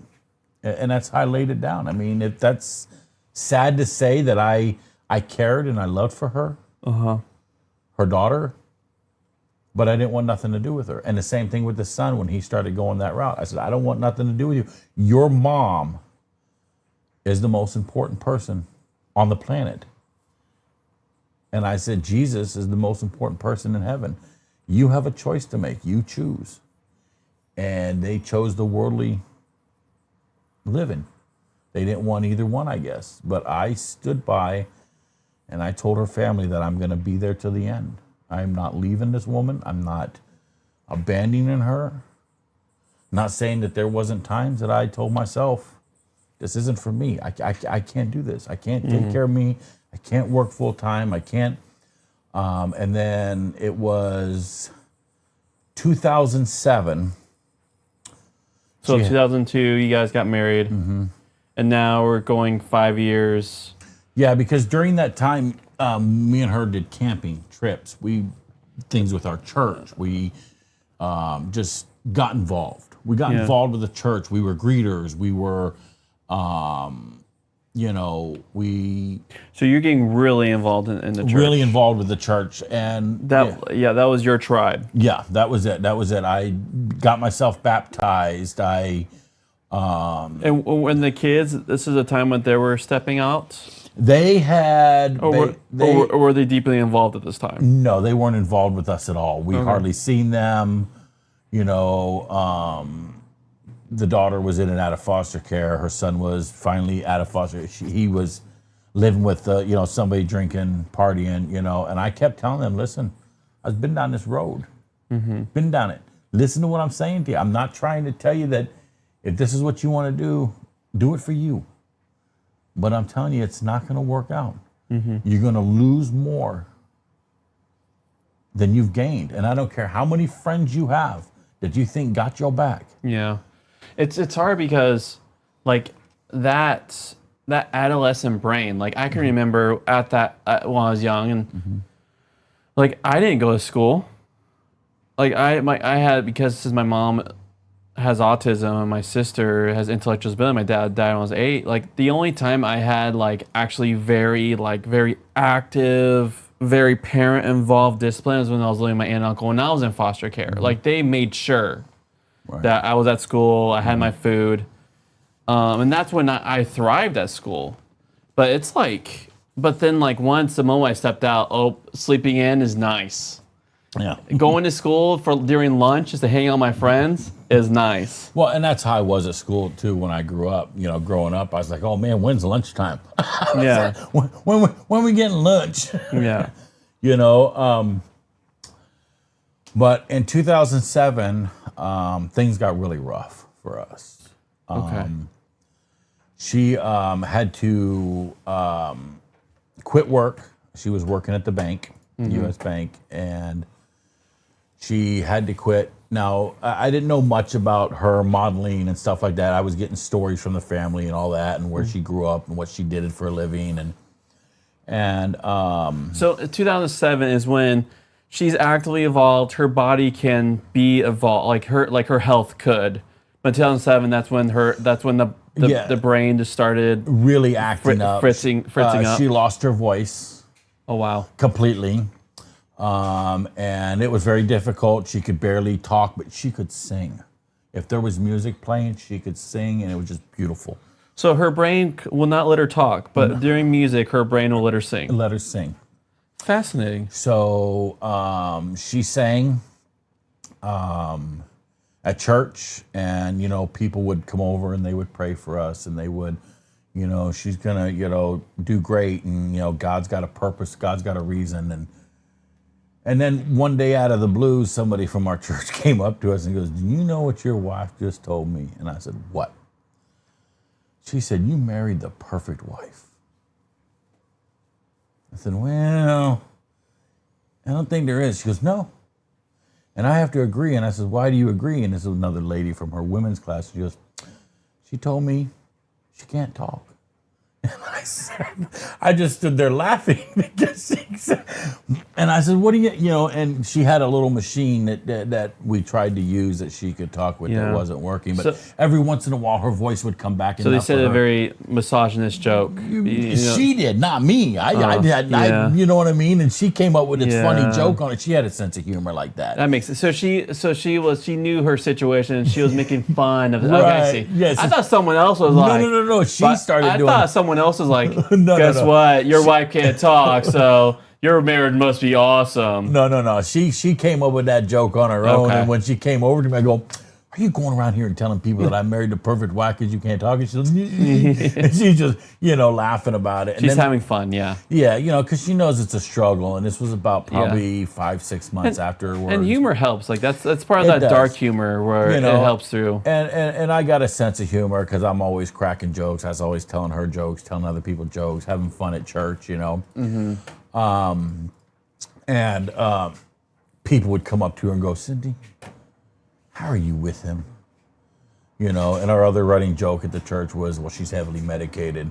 You know, so everybody got to know us as the couple that just loved each other. Yeah. You know, would do anything for one another no matter what, you know. And then she finally had to quit working because she went and did some odd jobs up until about 2009. Okay. And I was... So 2007 is when the brain starts really just fritzing. Yeah. And then 2000... So she quit the job at the bank and she was doing odd jobs, doing what she can to get extra income. And then 2009 is when she fully had to call it. And she was not working at the bank. She was working at a care center. And I would go over there and show up for lunch. And, you know, the ladies there were like, oh, are you taking me home today? And she goes, no, he's my husband. And but she enjoyed me coming. And what were you doing what work-wise were you doing? I was doing landscaping at the time. My pastor from my church knew a guy that needed help landscaping, and I worked with him. Okay. I worked with the guy for 12 years. And I finally had to call it quits because he was struggling to pay me. Even though he had money coming in, he just was struggling himself. Yeah. I don't think as much financially, but as spiritually he was. Okay. And he thought that, whatever was going on with him warfare-wise he was afraid he was going to, just lose everything because he's lost so much over his life. And Yeah. I didn't get into his personal life too much. So, Yeah. so then I decided, you know what? She's having a hard time driving. She's actually in this photo. Was her driving. Yeah. She has a seat tilted way back. It's one of the last times she drove. Because as you could see in one of the other pictures, she had torticollis, which was pulling her head down. So it was hard for her to stay focused on the road. That one there. Yeah. It's called torticollis. It pulls the neck down. Okay. Hard to stand up straight. And I said, I better get my license. Yeah. You didn't have your license at this time. No, my license got suspended in Arizona after I got hit on a bicycle that wasn't my fault. But because I was on the wrong side of the road, they gave me a $95 ticket and I refused to pay it. Oh. So it wasn't my fault. I was in the parking lot. And I was waiting for this car to go by me and then I was going to go behind him. But he stopped and waved me on. Okay. So when I started to go, he started moving and it freaked me out. So I went out onto the sidewalk and out on the road, and then I realized this. So you were on a bike, though? Yeah, on a bicycle. And then this couple came through the light. They were in a turn lane, and they came straight. So I stopped, and when I stopped, he hit me. And the cop said it was my fault. It wasn't my fault. He admitted that it was his fault. Were you on a pedal bike, or were you on a motorcycle? No, pedal bike. You don't have to have a license to be on a pedal bike. No, but I had a driver's license. And so they revoked your driver's license Because of a ticket I got on being on the wrong side of the road on a bicycle. That is... If you're on the wrong side of the road, no matter what state you're on, and a cop pulls you over and gives you a ticket on a bicycle for it, and you don't take care of the fine, they can suspend your license. That's so fascinating. Isn't that crazy? Yeah. So, but while I was doing landscaping, I said, you know what? I don't have my GED either. Yeah. So I went to Mount Hood Cooley College and I signed up for some GED classes. And I wanted to graduate. And this is still in 2009? Yes. Okay. So I was going to college, going to GED classes in 2009, and the teachers there were like, "Okay, how long do you want to, be done with this?" I said, "In 6 months." Okay. Graduation's in June, and they're like, "Oh man, most people do it for a year." I said, "No, I want to be I was out of there in 6 months. Graduated with the 2010 class. Oh, praise Jesus. That's awesome. And I thought it was going to be hard for me to do, but I just sat down. I didn't have a lot of study, and they gave us what we needed to learn and what we needed to do, and boom, in 6 months I had it done. And then I said, okay, now I need to get my driver's license. So I went to the DMV. I failed the computer test the first time. Yeah. And it was stupid. I was so mad. I even told the guy, I says, that's the dumbest thing. He goes, well, we don't make the test rules. I says, do you want to know what I failed on? He says, what? If a blind guy, let's say you're driving west, and a blind guy is on the opposite side of the street walking west, or he's on your side of the street walking west, and you have a green light, even if he doesn't know if he steps out into that crosswalk, you're supposed to stop no matter what. Yep. And I said to him, but then I'm going to get rear-ended. And the guy goes, well, then it's not your fault. But why? It doesn't make sense. Why? Even if he's on the other side of the road and there's two lanes over there, as soon as you see him step off, you have to stop for a blind guy. So I failed. And then the second time I failed was because they asked me, being impaired will cause you to whatever in your vehicle. And I picked all the above because it would be all of the above. No, the answer was just impaired driving. But so being impaired means impaired driving. Right, and then they didn't know. So the next time I did it, I did the written one where I had to write out, check instead of on the computer, listening to them tell me. Yeah. And I passed it, and then my driving test I passed right away. And so I had both of those things that I wanted to do. So this is all in 2009? 2010, when I graduated from Mount Hood. And then I said... So 2009, you set your heart, right? Yes. You set your heart. And then 2010 is when you got your GED and got your driver's license. Yes, and then I was like, what else can I do? And I was like, ooh, I'm going to go to school to become a nurse. Okay. So I looked around. I found this place called Caregivers Institution. And I was like, okay, well, let me go find out about it. Well, at the time, there was a guy that went to our church. He worked at a facility where they paid for people to go to school so they could work at that facility. I was like, cool, if you pay for it, I'll go. I went. I was there. She was having health issues, so I got special privilege from the nursing school, the caregivers training. It was more caregiver than I could have become a nurse, but I stopped at caregiving because she was getting sicker and it was going to be harder for me to go more schooling. Yeah. I was already doing it on the weekends. I had to miss some because I had a men's trip I had to go to where I was the cook. And they needed me to cook. There was other guys that could have cooked, but they didn't want to step up. Yeah. So I went. So then I got that done. I worked in a facility and I did landscaping at the same time. And then I had to quit because doing the caregiving in a facility as a CNA because she was getting worse in 2011. And then she still really didn't have a voice, but she wanted to go back to work. Her torticollis was straightened. The doctors put her on medication. She can walk normal. She can use her hands again. So she went and worked in a facility as a caregiver also. But then she went back to the bank. And Oh, wait. She went back to the bank even though... yeah, she went back to the bank for a short time. It was just too stressful for her, so we ended up filing for disability, and she ended up getting it in 2000. I think 2010 and 2012 is when we were doing it. And then I was still doing landscaping, and 2013 was kind of just a blur. It was just a blur with just me working landscaping and coming home and going there and taking care of the wife. But I gotta tell you that when we first met and I told her I was coming up, I said, I got one rule for you. Yeah. And I said, this is the only rule as a man. And she's like, oh, what's that? And I says, the kitchen's mine. I don't want you cooking for me. I don't want you in that kitchen. I mean, if you can cook, that's fine. But I love to cook. I moved up here, and let me tell you, all she had was top ramen and mac and cheese and hot dogs. And I was like, you got any money you can leave me so I can do some shopping? So, that's funny. So when you said like, you said like you love doing videos of you cooking. I mean, when you say you love cooking, you love cooking. Oh, I love cooking. I mean, here's the thing. As an in-home caregiver, most of my clients love it that I can cook. That's what I do now. I'm on break right now because of her passing. Yeah. It fathoms me. I mean, even if a man or a woman wasn't raised by their mom or their dad or knew how to cook, they gotta cook. They gotta be able to. You can't just throw stuff. I mean, when I'm talking about cooking, like most men and most women can throw a steak or hot dogs or whatever on a grill or in an oven, whatever. But I'm talking about like following a recipe or making your own recipes up. That's what I do a lot of. I season stuff how I feel I want to season it. If it doesn't taste good, I'll eat it and I won't do it again. You'll learn.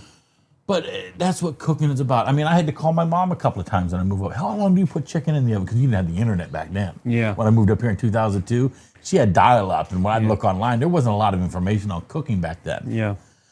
So I'd call my mom and we'd talk and stuff like that. But I watched my mom work 16 hours a day. Now, my dad did cook. Burrito casserole, hot dogs, taco, whatever. Yeah. But my mom did a majority of the cooking, and I watched her cooking, and I said, that is not going to be me. And that's one of the many things that I told myself. Yes, my dad taught me a lot of stuff, but he also taught me a lot of stuff not to do. Not expect food when he comes home. Now I joke about it now with my roommate, oh, what, dinner done yet? When she's around in town, whatever. But yeah. But I told her I'm doing the cooking, and she loved it. Everything, even if I had a hard day's work, she could cook if she wanted to, but I'd come home and cook. So you do like a, say, 8-hour workday, you'll just come home and make dinner. Yeah. And then in 2014, I was still doing landscaping because 13 was a blur for us. It just went by so fast that year because there was so many just going on. In 2014, I'm getting ready to get up. She nudges me, and I go, oh, thinking she needs some water or something or whatever. So I'm gonna get up and help because she can get up and do things herself, But her kind of rhetoricalness came back, and it was difficult for her. And I go, yeah. I says, I have an hour before the alarm goes off. What do you need? She goes, I can talk now. And I went, no. In 2014? Just middle of the morning, 7:45 a.m. wakes me up. I could just talk. She goes, I can talk. Her brain wasn't fritzing. Her brain was Nope. That night we both watched, we prayed, read Bible, we prayed. We didn't ask for the voice to come back. We said, God, just give us wisdom for tomorrow. Take away our anger from today. Let us rest peacefully. We watched David Letterman, like we always did every night. Craig Ferguson, two of the worst people out there to watch, in their language and mouth. But, it was something we did together. Every night we went to bed. Yeah. And she got up next day and said, I can talk. And, I like to joke around. Some people find it offensive, but I looked at her and go, well, I'm moving, because she hadn't spoken 7 years hardly. Yeah. We had little machines that we had to use. We had a tablet and a keyboard and like all these special devices so that she can communicate. We had our own sign language. The church was impressed. Some people that taught sign language in there goes, what are you saying to each other? That doesn't make sense. And I says, it's our own language that we used. And she goes, wow. Because sign language was hard for us because we had so much going on. And then I remember the day I says, listen, we're going to church this weekend because it was a Thursday when she told me she could talk. I says, we're going to set up your little tablet, your little keyboard. Like you're going to tell the ladies what your prayer request is. She goes, okay. I said, no, we ain't going to tell. Well, we called her sister. And when her sister picked up the phone, she had the phone and she says, hi, how you doing? I love you. And her sister just started bawling. We called all of her family members. Then so it's like just a blessing moment. Yes, just let's tell everybody. But at church, I didn't tell the pastor, the youth pastor, nobody. Yeah. I walked in I kind of walked in with my head, I played this ruse, you know what I mean? Yeah. Like, because I didn't want them to know that I was in a good mood, that my wife now can talk to me again. Yeah. Even though we would crack jokes at each other, and I'd go, "Are you gonna keep talking, or are we gonna watch TV?" You know what I mean? That before we went to church, it's like, come on, I know you had a lot to say, but it was things that not like she wasn't trying to get everything out. She was just like, "I'm just so glad you can hear my voice." We kind of joke about it and have fun with it. Yeah. But I remember that day she went to church, and I sat at the back of the church, and I went to men's class, and she was in the women's class, and I can't remember if they did the prayer request before or after. Can't remember how they did it, but I remember when she came out of that room, and the ladies came up to me and says, "This is amazing." We were in there crying. Yeah. And then I told the pastor, I says, "Hey, Cindy would like to come up to the front." And she told the ladies not to say nothing. Yeah, it's your family. Your family's excited. Right. And they said, yeah, let's do it. Well, they put us off. And then they put us off. And they kept putting us off for a while. And I think it was like other there's multiple Sundays now. Yeah, before she So was it that first Sunday? It was... No, and then the first time was actually at youth service, because I always told the youth, I was a big part of the youth program. So you were like a youth leader? Yeah, and I would go on trips and help them and stuff like that, and I did a lot of stuff for the church. I bought like with Joe Franco. Yeah, I bought like 500. Not 500. I bought 100 turkeys one time.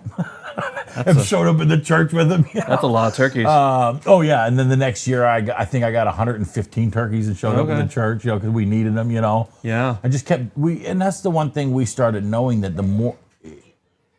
And we didn't want to be like we were arrogant. Oh, if we bless the church, God's going to bless us. We just seen those things happening. Yeah.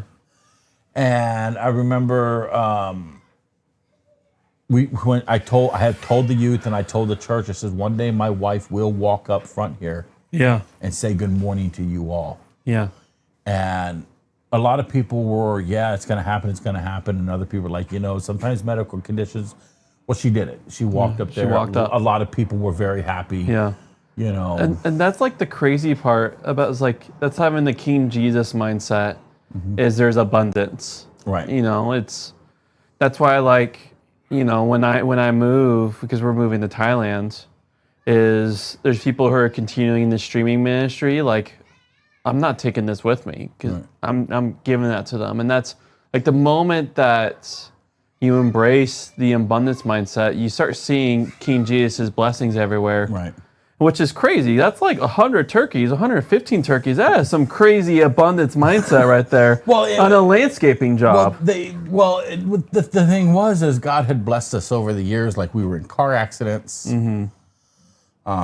When she got her disability, they gave her back disability from the last 7 years. So then we were in more car accidents. It was, we weren't suing anybody or anything like the Bible talks about, not suing your brother, not going after, whatever. Yeah. If they offered it, we took it. And then we would help the church. Yeah. We would help people that we know. We'd buy food for our neighbors. One year, crazy. We signed up for a food box because we were struggling when the kids moved back home with us. Okay.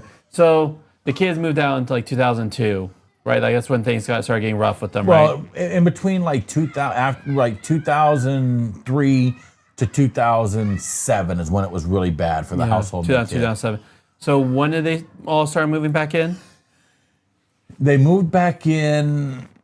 It's like 2011? Yeah, 2011, 12, and 13, around there. And we had them back home, and like we signed up for a food box and Christmas gifts because that year was just a bad year for us. Things were going wrong. 2013 was just a blur, just so much happening with the kids in foster care coming back home.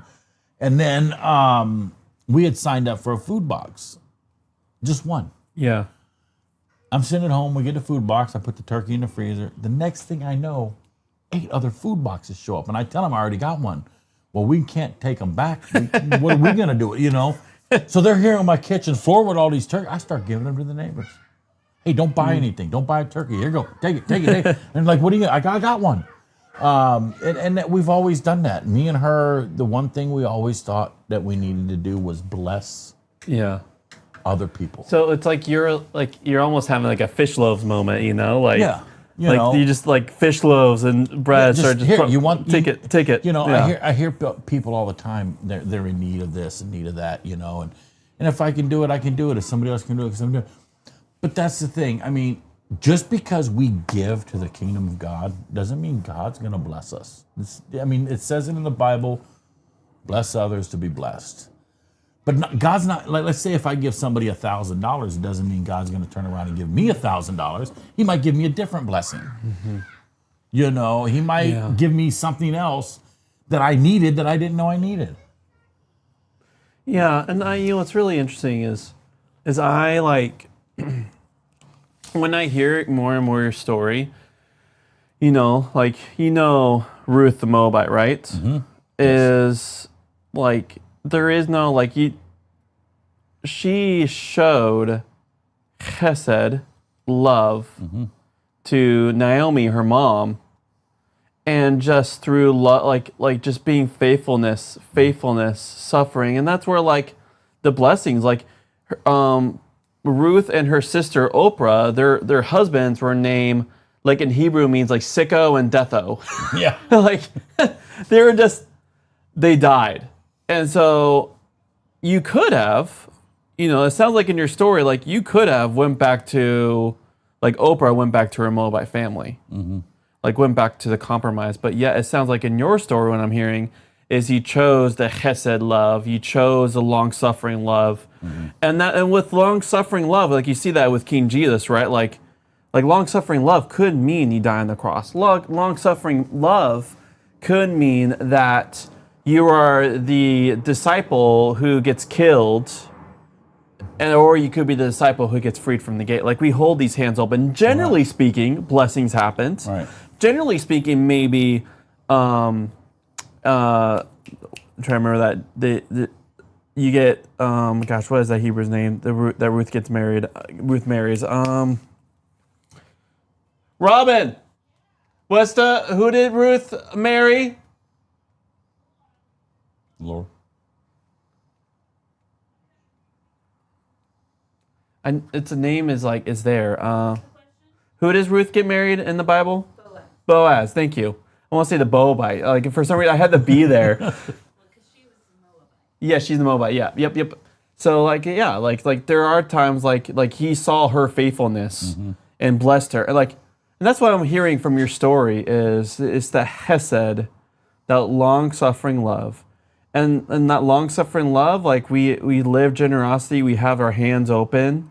And then when blessings come, we're just sharing the blessing because Right. it's that multiplication that you experience. Well, and that's what the pastor at our church taught us when I started really listening and seeing with my own eyes. yeah.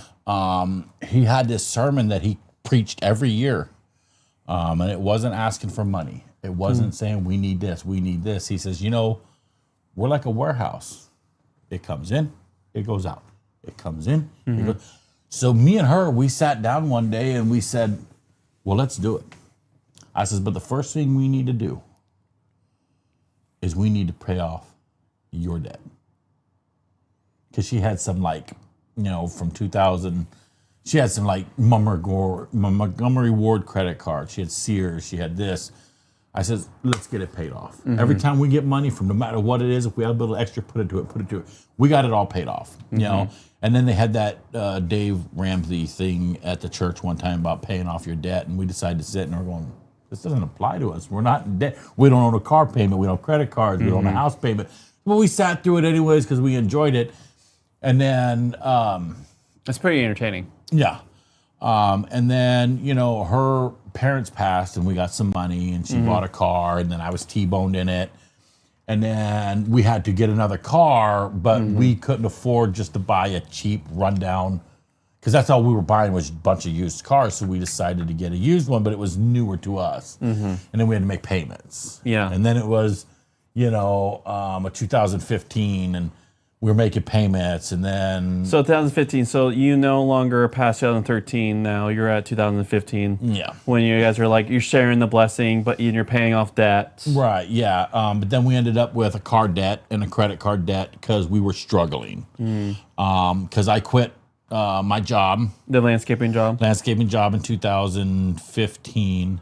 Okay, and that, And I just sat at home and binge watched House for 3 months. But she was getting sicker and I was at home the whole time and she was having a harder time walking up the steps. And so was your GED and CNA, was that then a little later? no, that was right there in 2010, 2011. Okay, so you But were off still... and on, while I was doing landscaping, I would work at a facility Okay. on the weekends just for extra cash, I see. And then when she started getting sick, I just went to doing landscaping, and then I was like, nope, you ain't gonna pay me, buddy. I'm done. I'm out of here. Yeah. I got a degree in CNA. I can go work in any facility, which I did for a while. But then she started having little seizures, little strokes that were affecting her ability to walk. She started losing her voice again. Yeah. She only had her voice for a short time. And that was the seasons of blessing, and then that's when the brain was like, I'm going back on the fritz. Yeah, and it wasn't because we weren't still doing the blessings. I think that mainly had to do with the fact that we actually came to the conclusion one day, and we kind of were frustrated about it because we were giving so much. And then when she started having these medical conditions, I found out we both did something we shouldn't have did. So you guys both compromised? We compromised our marriage, and I knew she did, and she didn't know I did right away. And it wasn't neither one of us. It was sexual with the other person. It was just we just started talking to somebody else. It's it was an emotional affair. Yeah, it's an emotional affair, which is just as bad. It's still sin. The church knew about it. The church talked to us. What are you going to do? We were thinking about getting a divorce. And we sat down and said, no, I promised you, Yeah. no matter what, you did what you did, I did what I did, let's move on. So you guys choose to forgive Yes. each other, and then from that forgiveness, We started blessing the church more. and so then that's when we recommitted to King Jesus, recommitted to each other, And this is like what, in 2015? 2015, yeah. Okay, and then that's when She got really sick and couldn't hardly walk. well, can you imagine like how terrible that would be if you guys were in that compromised state and then her issues started happening? Like, talk about guilt upon guilt, but Right. it seemed like it was mercy, what I'm hearing. Right. It was mercy that you guys got your relationship to King Jesus dedicated, and then relationship to each other dedicated before things, their brains started going on the fritz. Right. And Because I'm like, so suffering, because I myself went through, again, I don't want to talk too much, but so you do see where suffering is used as test Yes. for us who cling to King Jesus. You see that with Job. yep. And you also it's just part of the fall. And so I think that is just like part of, because there's people like, Jesus did not come and heal everyone. What he did is he healed people to show who he was as king. Like his blessings were his parables were always like, this is the living life, because they always wanted King Jesus to take up the sword, slaughter the Romans, because that's what they're doing. That's what they're thinking the Mashiach will be, is slaughter the Romans. You rule with violence and anger and power. It's like, no, I'm going after a greater enemy, and that's sin and death. Right. And so like, yeah, and so that like that's the weird, like, that's always that question, like, if we serve a good God, why are there still suffering? Like, and that's what the book of Job actually wrestles with. And that's one of the biggest things when she got sick in 2016 and we had to get a caregiver to come to the house. And the lady that came to the house, we're friends today. She's an amazing lady. She always asks me how I'm doing, because we took care of my wife through this company until up to her passing. Okay. So like from 2015 to present to like a month ago, right? Yeah. And she... So that's like 10 years that you guys were with this company. 9 years. 9 years, okay. Yeah. And I got a job working for them. Okay. So, and I quit my landscaping job, and I said, you know what? I know how to cook and clean. And so I'd go to these people's houses, and they were going, the first lady I had to cook for her, and she liked scallops and lobsters and stuff like that, because she had that kind of money. And I said, oh, yeah, I can cook that stuff. I didn't have a problem doing it. I knew how to cook. I didn't have to look it up how to do it. But then I worked with probably 5 other people. And it was always like, I'd work with them at lunchtime or breakfast. And, everybody knows how to make eggs. Everybody knows how to cook bacon. Well, those are easy. You just heat them up. Well, then I started working in the evening with some of them people, or in the afternoon. And they're like, well, I don't want eggs, for lunch. I don't want bacon, I said, I can make you bacon lettuce tomato sandwich. No. They're like, well, what else can you cook? I says, you buy it, I'll cook it. They started buying food, like chicken breasts, steaks, lobsters. And I says, and they're going, why didn't nobody tell us you can cook? I says, you didn't ask me either. I said, there's cooking, and that's what I don't get about people. Like, there's some men and women, they can cook macaroni and cheese and hot dogs. They can throw chicken nuggets in the microwave, for their kid, or in the oven. I'm talking about going online, finding a recipe, and just trying it. If you burn it, you burn it. If you don't, if it's still raw, put it in longer. That's what people are afraid of. They're afraid they're going to get sick. But it amazes me how many people across the United States can't cook.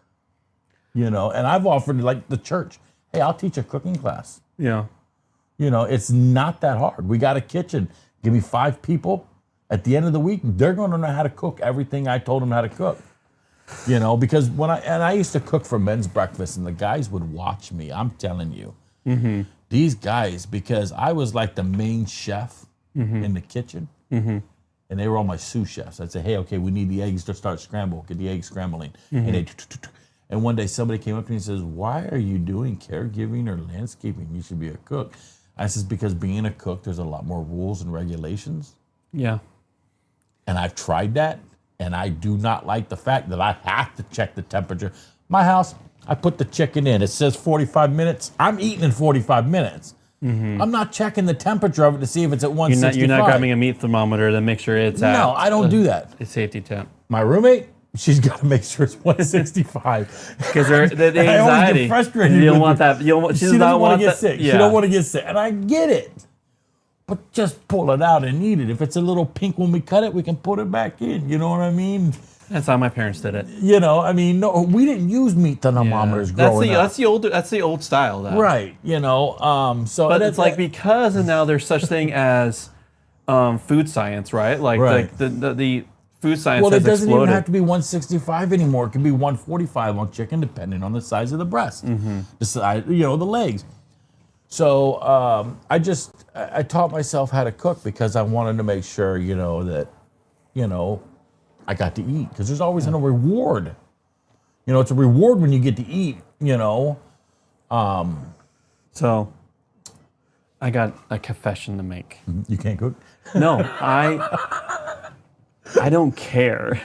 I would rather have a bowl of Fiber One cereal, and then get to read whatever I'm reading, game whatever I want to game. I would rather just get something done now. It's usually like. Well, see, and when she got sick, that's kind of how I am because I don't like to mess up the kitchen, but I still cook. I mean, like tomorrow I'm having steak, asparagus. Yeah. I'm gonna cook this whole meal for. People go, why do you cook so much food for yourself? Well, I'll eat half the steak, so put it away, and then in the morning I'll get up, chop the steak up, throw it in some eggs, wrap it in a tortilla with some cheese, onions, and pico de gallo, and now I got a breakfast burrito. I mean, you got to think about when you're cooking, but so I started doing this caregiving, and my bosses. They were just amazed. They were like, wow. The compassion you have, the understanding you have, and I joke around. I mean, I'm a jokester when I'm with these people. Like I got a cup. Like I've even for instance, before she needed help with a caregiver, she used to go to the store with me still, and we would go, and she could walk a little bit. And I mean, we had such a great relationship that we would pick on each other in public. Yeah, we didn't care what it was. And there was one time when we were at the grocery store, and when she started getting her mind right again after 2012 and 13, when the strokes and the seizures in 14, and she started talking again, and the neurologist like, that happens sometimes. Sometimes somebody will have a stroke and they know how to play the piano. Never played it before in their life, or speak another language. It reversed her to give her voice back for a short time. We were at the store walking through, and she was excited that she had money in her account, so she wanted to use her debit card, and she had it in her hand. She wasn't like mentally not there, but there was some, she was excited to finally be out of the house and doing something. And I remember standing there, and I opened up my wallet because she put a divider between our stuff. And I said, you don't have to do that, Yeah. She wanted to. And I was like, okay, let's do this. You're enjoying this. Yeah. And I opened up my wallet to get some money out, and she leaned over like this and looked at my wallet. And I said, excuse me, ma'am. I don't know you. That was inappropriate. And Who are you? And the cashier's like, oh my God, I can't believe she looked in your wallet like that. And I go, nah, this is my wife. And and the cashier goes, I'd kill you. You'd be dead on the spot. I would go to prison. And then another time we were walking through Safeway. We were going through Safeway, and the security guard was walking around in there, and I said, hey, what? I said, this lady's following me, and she won't leave me alone. And she goes, who? And I said, she'll be coming in a minute. And she came around the corner, and the security guard goes, are you bothering her or bothering him? And she got this look on her face like, what? And I said, no, this is my wife. And the security guard took her taser off and goes, would you like to use this on him? I mean, those are the kind of things in a marriage that, you got to embarrass your spouse. She used to embarrass me all the time. We do it back and forth. You know what I mean? Just to have fun. Just to pick, not pick on each other where we would hurt each other's feelings. Yeah. But just enough to where, ooh, wait, I'm going to get you. And We did it back and forth for many years until she got able where she couldn't leave the house and do things. I mean, one of the things that I'll tell you that she enjoyed the most was from 2010 when I got my license until probably 2018 when it was harder for her to get in and out of the car. I still did it up until probably, COVID hit. And then after COVID, I did it a couple of times. It was still hard to get her in and out of the car. I would come home after either when I was doing landscaping or then even when I became the caregiver of other people, I'd come home and want to cook, and she would try and make something. Or we had roommates too that lived with us that would help us cook. Yeah.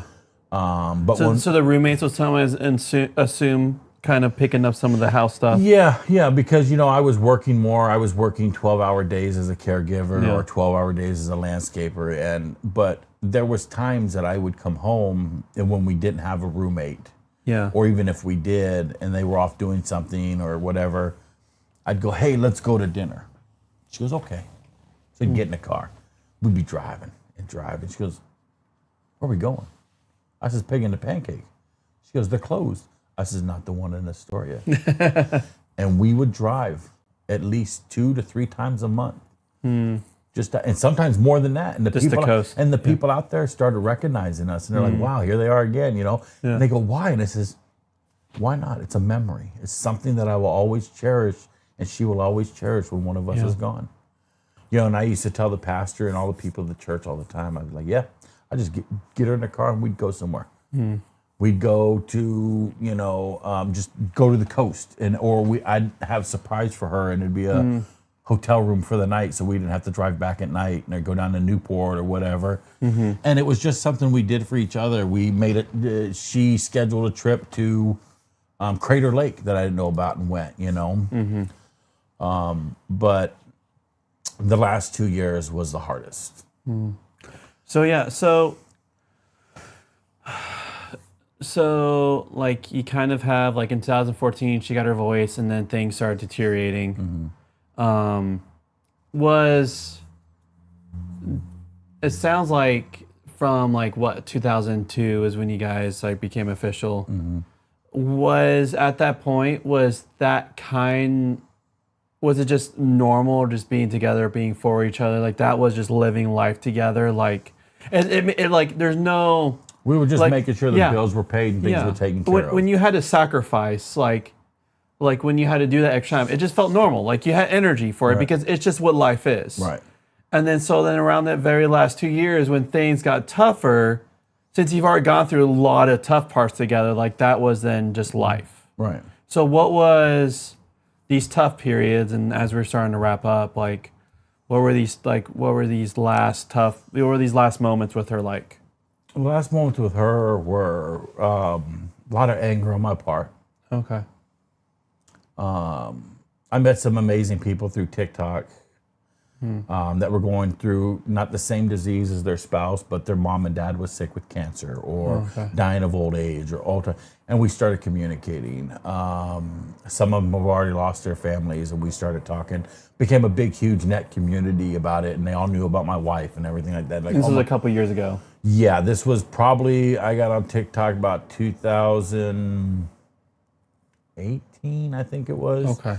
And I just started meeting more people and a lot of females and males, and we just started a community, and then, communities, they fade because everybody has a falling outs and, but the last 2 years with her were the toughest for me. Okay. So that TikTok thing was about 5 years ago. Right. That went and gone. You thought you were probably. It sounds like you're expecting that community to go through even these tough parts together. Right. But then the human condition, COVID hit, and just people like unless they have the ruling by the cross living up. It's like it's really hard. To get people to always be, I'm going to live life for the other, because we also just get in our own patterns. Right. And that was the thing. A lot of the people that I did know, they believed in Jesus. They believed in prayer. We'd always pray. We'd get in group chats off of TikTok, either on Instagram or Facebook, or, text messages. I got a lot of their phone numbers in my phone, and we still communicate now, even after she passed. And just about how you doing, how was she doing, and I let them know, and we call on the phone or whatever. And but the last 2 years, it's kind of like it just faded because I started dedicating more of myself to my work and her, and making sure that she had a caregiver, make sure she had food in the house, make sure she had her doctor's appointments were set up through video chat. Her medication was all filled and ready to go.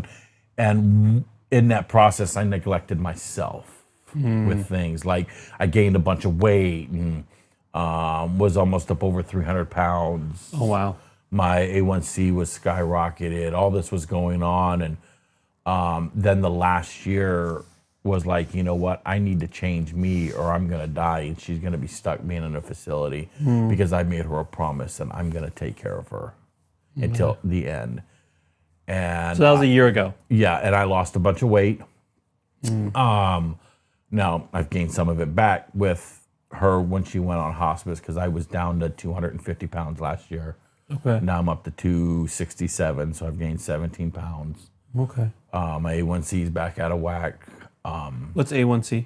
It's your blood sugar. Blood sugar. Okay. So, but the last 3 months were the hardest on me because I didn't know what to do. I kept leaning on the Lord. I leaned on friends. Yeah. But I also had some friends that I had leaned on over the years that abused me and used me for that. When you tell them information and then later on you're like, oh, well, you're not talking to us anymore because she's more of a focus. And I go, well, listen, dude, you got to understand. You were there for me. I sent you a couple of text messages. This is 2 months later. Yeah. I'm not going to keep texting you. You know what I mean? And yeah. Life happens. Life goes. Yeah. And, yeah. So, it sounds like they got dependent, very dependent, and then when she went on hospice, I was working a lot of hours, and the caregiver was taking care of her, and nothing was getting done at the house unless my roommate or me were doing it. But I sat down with her one day in February. This year. It was just me and her. And I was sitting there next to her bed. And I said, it's okay. I'm going to be okay. Yeah. And I told her, we've both struggled. We've both survived. And when you want to go, you can go. I'll be okay. I got people that will be surrounding me. And, and she said she looked at me and she says, just give me time. I want to see more of you. So March came and she just perked up and started eating. And I said, oh man, prayer's working. She's going to come around. The sore she had gotten had healed. She was smiling. She was talking a little bit better, but having trouble. Yeah. And she was like that for about 3 weeks and then just started declining again. And I told her, I says, it's okay. Yeah. I'll be okay. And you'll be okay. And you'll be in God's loving arms. Be resting. And resting. Yeah. And, but I had to make the decision towards the beginning of March. I said to her, and then throughout March, I said in April I'm going to take the whole month off, because it's time. It's time for me to be home. It's time for me to stop working. 9-10 hours a day, taking care of somebody else in their home. You want to be with her? And I know the caregiver was giving her meds, giving her water, giving her food when she wanted it. But I said it's time. Yeah. Told my bosses. I told her family. Her family wanted me to do it sooner, but they're a whole nother entity and story. But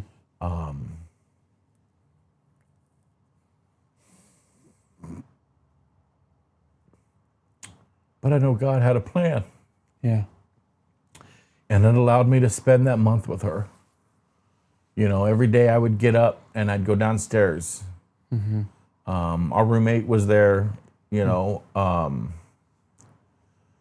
She was there to help me, you know, clean the house, get rid of stuff, throw stuff away. Just she's an amazing person. You know, she's been a big part of my life, and you know, I met her online. She was taking care of her parents. She lived with her parents, but she needed a break. She needed something to do besides just live in Florida. So she comes and hangs out for a month, and then goes back to her family, and then comes and hangs around. You know, and we used to take trips with Cindy and do things. I don't have any of those pictures because my phone crashed and I lost a lot of that stuff. And but it got to the point to where I had to tell myself, I says, and don't get me wrong, and I'll be honest about it, I got angry after COVID with a lot of her family, my family, the church. Yeah. And I says, I don't know what your guys' problem is. I'm an outgoing person. I will stop doing what I'm doing to help somebody else. Yeah. You know, when the church needed me to cook for a barbecue and the guy couldn't show up because he got sick, or I was there. Even if Cindy was at home sick, hey, I'm just going to go barbecue, I'll be right back. Yeah. I need to do this. But when she started to really get sick, I got angry. And I got angry with God. And I says, God, why can't other people be like me? Why are we not getting the phone calls? Why are we not getting the text messages? I text everybody that I know at least once or twice a day. Hey, jokes, picture jokes, or just, you know, hey, good morning. Yeah. And I started thinking to myself, you know, why isn't the church doing that? And I've heard from maybe 3 or 4 people from the church since her passing. I'm not going to get angry about it. It's them. They got, you know, a million things to do. But the Bible says we talk to the sick, the lame, the widow. You know what I mean? And then, because there for a while, I started thinking, well, they don't want it. We stopped giving to the church as much as we did when she really got sick after COVID and started going downhill. We still gave tithes when we could. We still helped the youth out. We gave money for youth to send kids to camp that couldn't make it. But I didn't hear from anybody. And I was just getting like, you know, why bother God? What's the purpose? And I tell you, I got the answer that I needed when I asked him why. And he says, it's okay. You do what you need to do now. And they will see. And I've gotten phone calls just praising me. It doesn't have to do with me. I tell them, thank you. But don't tell me I'm an amazing husband, that I'm an amazing spouse, that I fought a fight. God fought this fight. It was him. It wasn't me. He showed me. He said, do this, and I'll do this. Do that, and I'll do that. Because if we don't, where do we lie? We lie on a line that, you know, I could get up in front of a church and I could preach without being a pastor and tell you, you know, if you have a problem with your sister, I'll tell you a story real quick. I was at the grocery store. Alex was with me. We were in line. He was just fresh at the church. I only knew him a little bit. We were at the store. And this lady was upset. And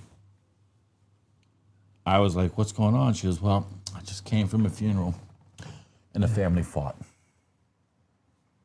over my sister passing. My other sister, my brothers. I said, can we pray? We stopped and prayed right there in the line. Even the cashier. Alex was like, ooh, nice. A week later, to the same store.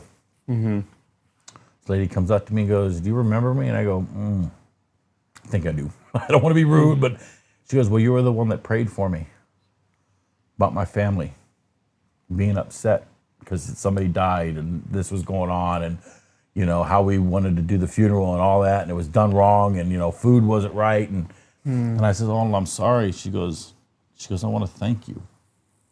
I said, for what? She says, you stopped doing what you did Yeah. in line and prayed. And I said, well, you're welcome. Yeah. She says, you didn't see it, but when I went out to the parking lot, my sister was out there bawling. She had followed me, and she was crying out to God the same time you were praying, and she hugged me and said, let's go to lunch. We go to lunch every single day now because she's in town. And I says, I didn't do nothing. Yeah. I only did what I was taught by God. Yeah. And that's what I want to relay to people is God teaches us to take care of the ones we love. Even take care of the ones we hate. Yeah. I mean, I don't hate her kids. Yeah. I will take care of them. I won't give them a place to live. Yeah. I won't give them money. But I will love them like Jesus loved. And that's what Jesus wants me to do, is love the people, you know. And that's like, thank you for coming and sharing your story. Because welcome. that is the beautiful thing about the Beatitudes. Like, blessed are the poor in spirit, blessed are the hunger and thirst for righteousness, blessed are the peacemakers. Is we find it's really easy. I don't want you to get too cold, so I'll close this. Oh, I'm not getting cold. It's easy to think that the people with the tanks and the airplanes are the ones who make the difference. But it's actually the doctors, the teachers, the people who stop in the middle of the lines like, hey, I want to stop what I'm doing right now. And I'm just going to pray with you, and I'll be with you at this very moment. That's where ruling's at. That's where the community change, because especially in the ancient church, like they'll stop and just literally just adopt a kid who was just left by a temple prostitute, because in the ancient world with temple prostitutions, you know, you had sex with a prostitute as the way to worship the gods. Right. Like, and there's a lot of, like, actually that's a practice. You leave your kid on the side of the road. Like the church will just pick them up and adopt them. They won't sit on outside the temple with signs going how stop. They actually will just go, like, and that's how we rule. And then it sounds like you had moments. Like, there are moments, like you share in your stories, moments of compromise, but the moment we just turn our head, live that we die and rule by serving, that's where we see this life flourishing. Right. You know, and a lot of times we think, oh, like I've given homeless people, I don't give them cash, I'll give them food. And they get upset. Well, I know what they want. Yeah. You know, or like we blessed a lady at our church one time because she needed food. Yeah. And then a few days later, because even some people helped her with cash, all of a sudden she had new furniture at her house with her family. Church went over there, here's a brand new couch, TV. And we're like, what happened to your old one? Oh, I had to get rid of it. Well, where'd you get it? Well, you guys helped me get it. It's like, come on. You know, that's, you know, the church has been there for me and my wife, even though the lack of communication, Yeah. you know, and I get it. You Yeah, know, it's not everybody's forte. But also, like, as much as like I have to tell myself to give people, the other person, grace. Right. As much as I think about myself, everyone else is thinking about themselves Right. and their world, their situation, their family dynamics. Well, and that's the one thing that when we were together, we barely, as long as our bills were paid, if we had extra, it was gone. Yeah. I mean, even like we'd go take a trip and come back and go, oh, we got an extra $300. Our bills are paid. We got food in the fridge. Everything's. Let's see what we can do with this. And we'd give we'd keep some, you know, 150 to the church, or we'd give it all. Yeah. And then bam, next week we were blessed because somebody said, you know, like one time I went to the church and we had blessed people at the church, and then I was like, oh shoot, we didn't pay the electric bill. So I was in men's class going, guys, pray. I don't have electric bill money because we gave all our money away, not thinking about it. And then somebody walked up to me and handed me $100, and somebody else handed me $50. And Praise you know, Jesus. You know, and that's what it's about. It's, I mean, we have to do for others, Yeah. you know, to achieve the ultimate goal. I mean, that's what Jesus did. God sacrificed his son Yeah. for everybody, And so, yeah, we rule by sacrificing. you know, and we give what we can, how we can, and when we can. Now, there's be times that we can't. We don't have it. But prayer Yeah. is just as important as giving. Oh, When you pray for somebody, you're giving them hope. yeah. And scripture goes next level and says never cease praying. Like we always we're living on all our sad, all our suffering, all our anger, all our feelings of malice, we give it to the King. Yep. All right. Well, I think let's pray. Okay. Is there anything else any last thoughts you want to say before we end this time? And thank you so much for coming and sharing your story. You're welcome. Well, you know, I'm hoping I can share not this length of it, but just the story of me and her. Okay. When we met, when what we've accomplished together. I mean, the blessings that we received. Now, we had our heartaches. Even after we blessed a lot of people, we struggled. Yeah. But we kept the faith. Yeah. We kept the faith that God was going to do something for us. You know, and we didn't demand it. Like, hey, God, you know, I just did this for this person. How come nobody's doing nothing for me? We never thought that. Yeah. But a lot of people out there do. And I just want to share the story about when you make a commitment to a spouse, like we did, sickness and in health, men and women need to know, do it. Yeah. Do what it says. God will bless you, even though if it's the hardest thing. This was hard for me. This was not easy, being 49 and her 57. But I knew it was coming. And that's why, you know, people go, how come you're not more upset or depressed? Or, you know, I'm getting calls from my doctor, you know, are you okay? I said, no. I went through the grieving process from 2012 until she passed. Yeah. You're ready. I was ready. I cried. I cried by myself. I cried with the pastors at the church. I cried with friends. I'm upset about it. But God has a plan for her, and now he has a plan for me. Yeah. Yeah,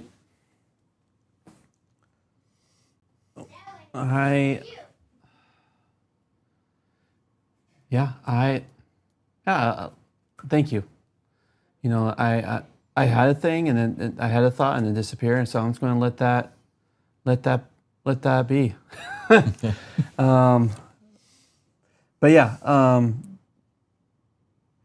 you know, that's something is that long standing suffering. Yes. And that's actually, the thought came back, so I guess I was supposed to say it. We got to step away, and I'm not saying about you, but as general as a community, step away from seeing as a formula. If I do this, then God bless. If I do A, God bless me with Y. Good night, my sweet goo. Right. Yeah. That's the mindset that a lot of us have. Yeah. You know, growing up in the church, that, you know, a lot of pastors and preachers, they preach on that. You know, if you bless the church, God's going to bless you. Yeah.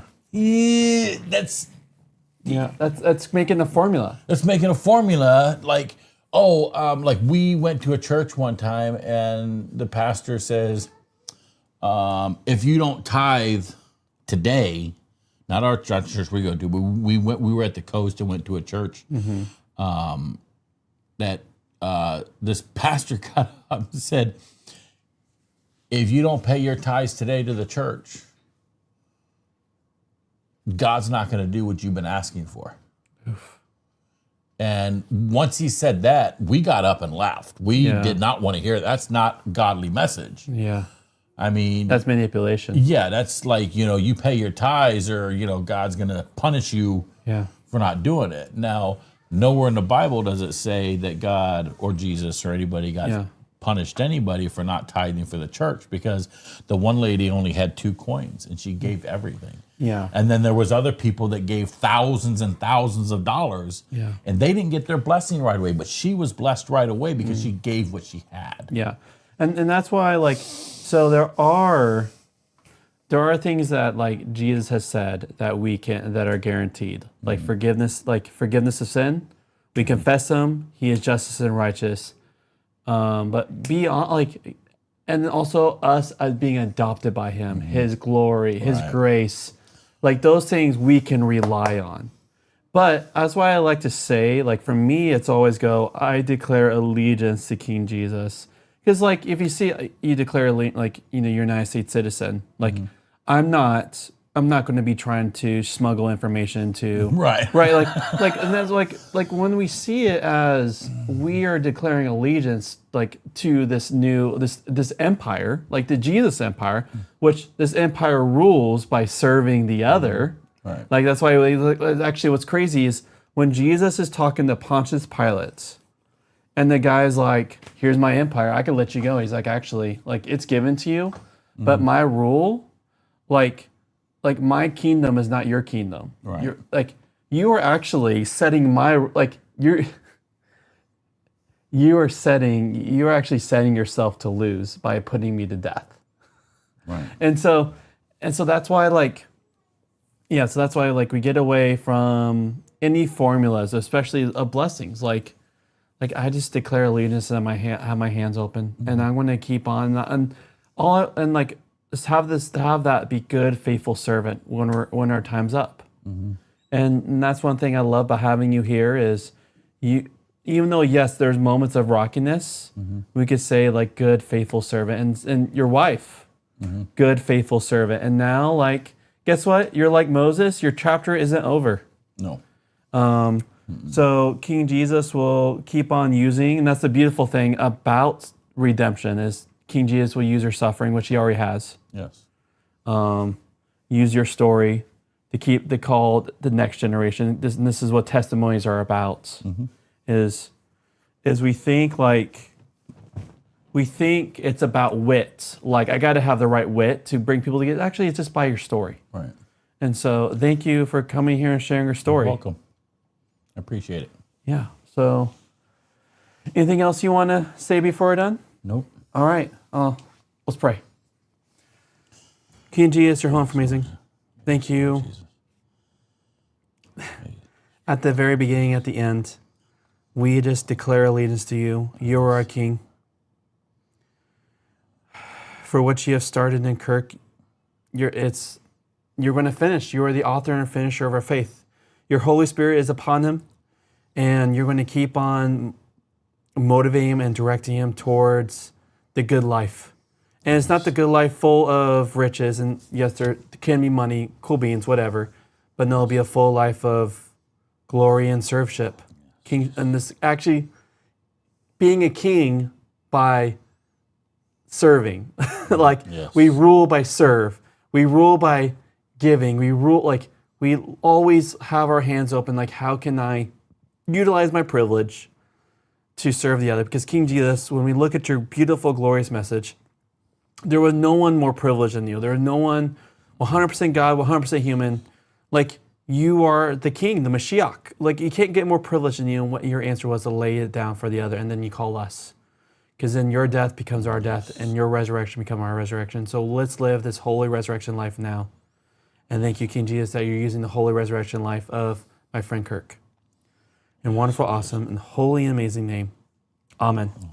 Lord Jesus, I ask you to touch this family as they go on these travels, as they take their opportunity to spread the word of the Lord to another country, to teach these people the way of the Lord, the understanding, the truth, to get out of the lies of so many people that just want to force their beliefs on everybody, that you open their eyes and open the people they're going to be speaking to and teaching the understandings of the ways of the Lord. And Lord, we know there'll be struggles along the way, and there'll be heartaches and disappointments and stuff. But like with my wife, I had faith.